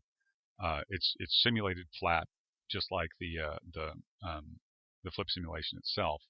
And if we look at what that looks like, so this is the flip simulation surface with the whitewater on top of it, and it's all, as you can see, just rendered flat. And then, so what we're going to do here is take the whitewater, and because we're going to, in this case, I just rendered these as points. So we don't actually want to run a displacement shader on them. The reason we run a displacement shader on the grid is because it's actually the point, render time is actually the point when we have the most resolution. The Mantra has diced up the grid into all these little micro polygons. So there's lots and lots of detail that it can displace to give those really high resolution oceans. With whitewater, we've already got as much resolution as we're going to have. We've got all the individual points. So we can go ahead and actually displace them in SOPs before we even send them off for rendering. So that's what we're doing here. We're actually deleting anything that comes out inside that boundary layer we were talking about, because we don't want to use those. And then we're just displacing. So this is actually an indication. This is actually a kind of an interesting use of that ocean sample layers VOP. So we merge in the spectra, and then this is just that ocean sample layers. And the reason I used this was just because Ocean Evaluate doesn't have a group support, and I wanted to do just the foam and the bubbles. So the foam and the bubbles that come out of the whitewater are the two types of particles that are actually dependent on where the surface is, whereas the spray is obviously just kind of flying up above it. So that's what this is doing. It's actually displacing the foam to match the ocean surface. And if we look at that, that's what this looks like. So this is just that preview that's from the extended workflow setup with that deformed whitewater on top of it. So you can see it matches quite well, and it's looks like it's sort of, as in this area and stuff, as it's kind of being carried around by the waves. It's just because of that ocean displacing that we're doing. There's a few areas right here where the fact that we've flattened the surface but we haven't flattened the whitewater becomes obvious. So this is kind of a custom setup, but I basically stole the flattened geometry code out of the particle fluid surface SOP. And in this case, we're just flattening right around the edges to exactly match the surface. If probably you can get away without doing this, but if you wanted the whitewater to match exactly at the edges, this is how you would do it. And you can see it lines up a little bit better here, right in the edges. But you're probably better off just making sure you don't get whitewater into those flattened regions around the edges. The final tool we'll discuss is the guided ocean layer. This is a new tool that replaces the wave layer tank from previous versions, primarily because it just does a much better job of representing the underlying ocean. It's similar in that it creates a thin layer of particles that follows the ocean motion underneath that's happening underneath the simulation, which can give big splashes where the waves interact with the objects and such. Typically, you're going to send the lowest frequencies or the lower frequencies from the ocean into the simulation, so the things that create sort of the big waves. We do the same thing where we'll mesh it, flatten the mesh around the boundaries, and create a mask that smoothly transitions from the simulation area to the surrounding rendered ocean. In this case, it tends to be very important to add the high frequencies back into the simulation area. So we talked about with the ocean flat tank where it's sort of optional. And with this one, it's really not, and we'll go into why that is and see some examples of that. And so this is a setup that's really better for larger waves, simulations where the dynamics of the ocean really drive the simulation in a lot of ways. The interaction between the objects and the waves are kind of the primary part of the simulation. And the size of the waves tends to be bigger, or at least as big as the objects we're dealing with. So that's when you would use this versus something like the ocean flat tank. More programmer art here, I apologize, but so you get this sort of idea where we've got an ocean with an object in the middle, and this area in the middle here is obviously simulated, but the surrounding area that matches up very well is just render time displacement. And the idea is that it's fairly tough to tell, even with this kind of close-up static camera, um, no secondary elements, where the simulation domain is and where the rendered displacement is. So let's look at the guided ocean layer setup within Houdini. In a lot of ways, it's similar to the ocean flat tank that we just looked at, although the simulation itself is a bit different, obviously because we're actually sending the ocean data into the simulation each frame. So if we look at the initial setup here, these are some of the new features of the ocean source that we talked about. So there's one output for the initial frame of particles that we're sending into the simulation. So it's this thin layer. And then there's another output that is the volumetric data. So the volumetric data comes out of the second output because that's what's actually being generated per time step for the simulation. So in previous versions, we only had one output. We were generating all this data for every frame, even when we didn't need to. So this is just a much more efficient way to do it. And this output can be captured into obviously a file cache if you wanted to. But otherwise, it's fairly similar to the previous versions. One interesting thing here is this max resolution parameter. So this is similar to downsample, but all it really does is says, no matter how many incoming ocean spectra we have, no matter what resolution they are, make sure that none of them are higher than resolution 8, which is a fairly low resolution, 256 by 256 grid. And the reason we do that is because we want to guarantee that we're sending in mostly low frequencies to the simulation. For the most part, we don't want to try to fight adding tons and tons of resolution to our flip simulation just to get that little choppy detail back out of the simulation. We'd rather send in the low frequency waves, get nice, big, beautiful splashes out of our simulation, and then apply that high frequency detail back at render time. And we'll see how this setup helps you do that. And then the other thing is that this grid scale, which determines the resolution of the volumes that come out of ocean source, are actually based on, this is fairly complicated, but this complicated expression is based on this max resolution. So if this is enabled, then we're taking advantage of the fact that it doesn't make any sense to create incredibly high resolution volumes out of low frequency data.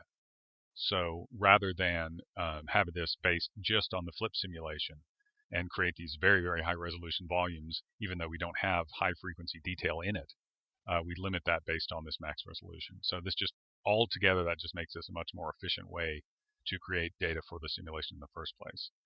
Then the simulation itself has this guided ocean volume, guiding volume DOP that pulls in those different surface and velocity and sink volumes that are created by the ocean source. And then similar to the ocean flat tank, we've got a boundary layer which suppresses the waves. We've got the fill new volume so that we can follow objects, and this sets up the size of the boundary layer and stuff. We're not using a waterline because it's not flat. So just to quickly see the difference between the old, this is the old wave layer, an example of the old wave layer tank. And as you can see, the waves don't add, the simulation doesn't follow the underlying ocean all that well. And this was just, we didn't have enough stuff built into the flip solver to make it follow really well enough. And but this is the new guided layer, and you can see not only does the waves does the flip sim follow the waves much better, but we get a lot more dynamic splashes out of the resulting simulation. So in general, you can just get a much better result from the guided ocean layer than the wave layer tank. So and just to see, this is the render that we were looking at the in that slide, and just to see what that looks like in the viewport. So you can see the waves are that's just this very thin layer that this is actually run through fluid compress. So this is all we're keeping of the simulation, but you get this nice wave motion interacting with the object. So let's actually look at that real quick. So this is the guided ocean layer fluid. So this is again set up by the tool. There's a couple of nodes here that just bear explanation. And what's happening is we get the data out of the flip sim, and it's actually really is this thin layer. And there's the ocean is, you can't really imagine, the ocean is right under here as a collision object. So we've just got this thin layer of simulation, and the surface, as far as this flip simulation is concerned, is just this thin layer of particles. All of our tools for like fluid compress and whitewater and that sort of thing really assume that the fluid extends all the way down to the bottom of the tank. So that's what this is doing. This is pulling in that sink volume that's created by ocean source and just merging it in below the surface with the outcoming fluid SDF or surface SDF from the flip simulation. So once we are actually send it into fluid compress and save it, we're saving it. It looks as if we've got water all the way down as far as like fluid compress and whitewater and that sort of thing are concerned. So this file is just an example I set up quickly where the object is actually moving. We've got a moving object, and the simulation domain is actually tracking with it. So if we look at a quick flipbook of this, again, kind of programmer art, but the idea is that as this object is hitting these waves, as it's going through the water, it's actually creating these sort of much bigger splashes because the waves have velocity that it's bringing into the collision with the object, and so you get these much bigger splashes that you wouldn't really get if you were simulating this just as a flat tank and applying the ocean as just a post process.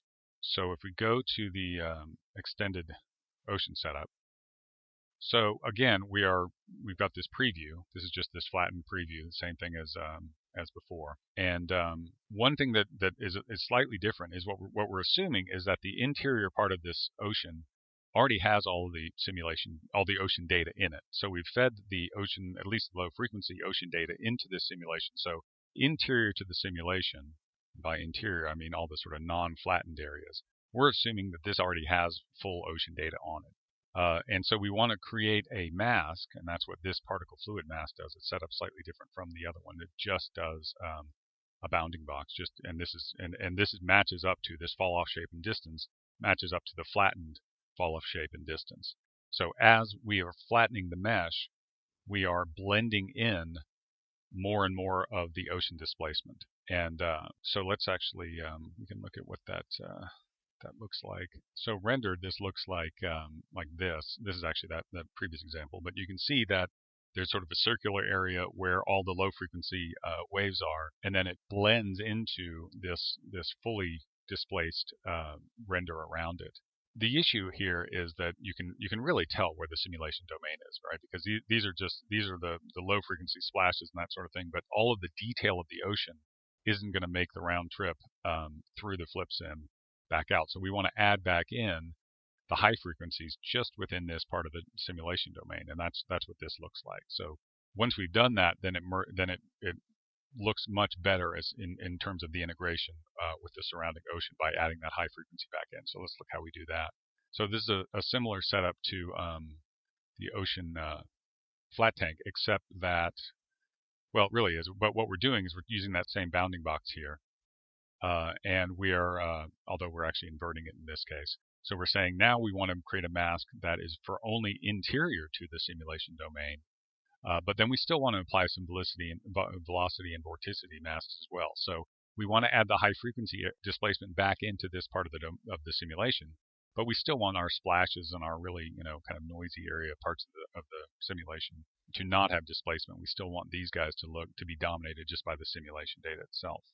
And then we can preview what this is going to look like. So this is just using those masks itself in the viewport itself, so you can sort of see as these waves come into the simulation, they're matching the ones that are in the boundaries around here.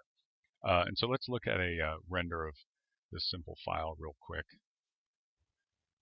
So again, it's like this splash here as it hits this wave right there. It's just it's a much bigger splash than you would get if you were just doing this flat. And you can see that this is a wave that's here. This is pure render time displacement, and then at some point it enters the simulation domain. It's not really obvious where, and we can run into it with our collision object. Obviously, you'd ultimately want to add all sorts of secondary elements and everything, but for now, this is just just getting the surface integration working. So finally, I want to show again one more example why adding the high frequency within the simulation areas is important, and also just kind of a workflow thing. So this is the render view of this same frame, just kind of with a focus around where the actual object is. And so if I wanted to see what it looked like without the high frequencies, so what I would do is I would just disable this merge here, And remember that the simulation, rendering is dependent on both the spectrum that we're baking out and the masks. So that in this case, I'm going to go ahead and change this to save current frame. Normally I'm baking out that entire frame range of masks because it's obviously animated. So I'll just select both of them and say save to disk, and then hit render again. So that's that process of resaving the spectrum geometry or the masks.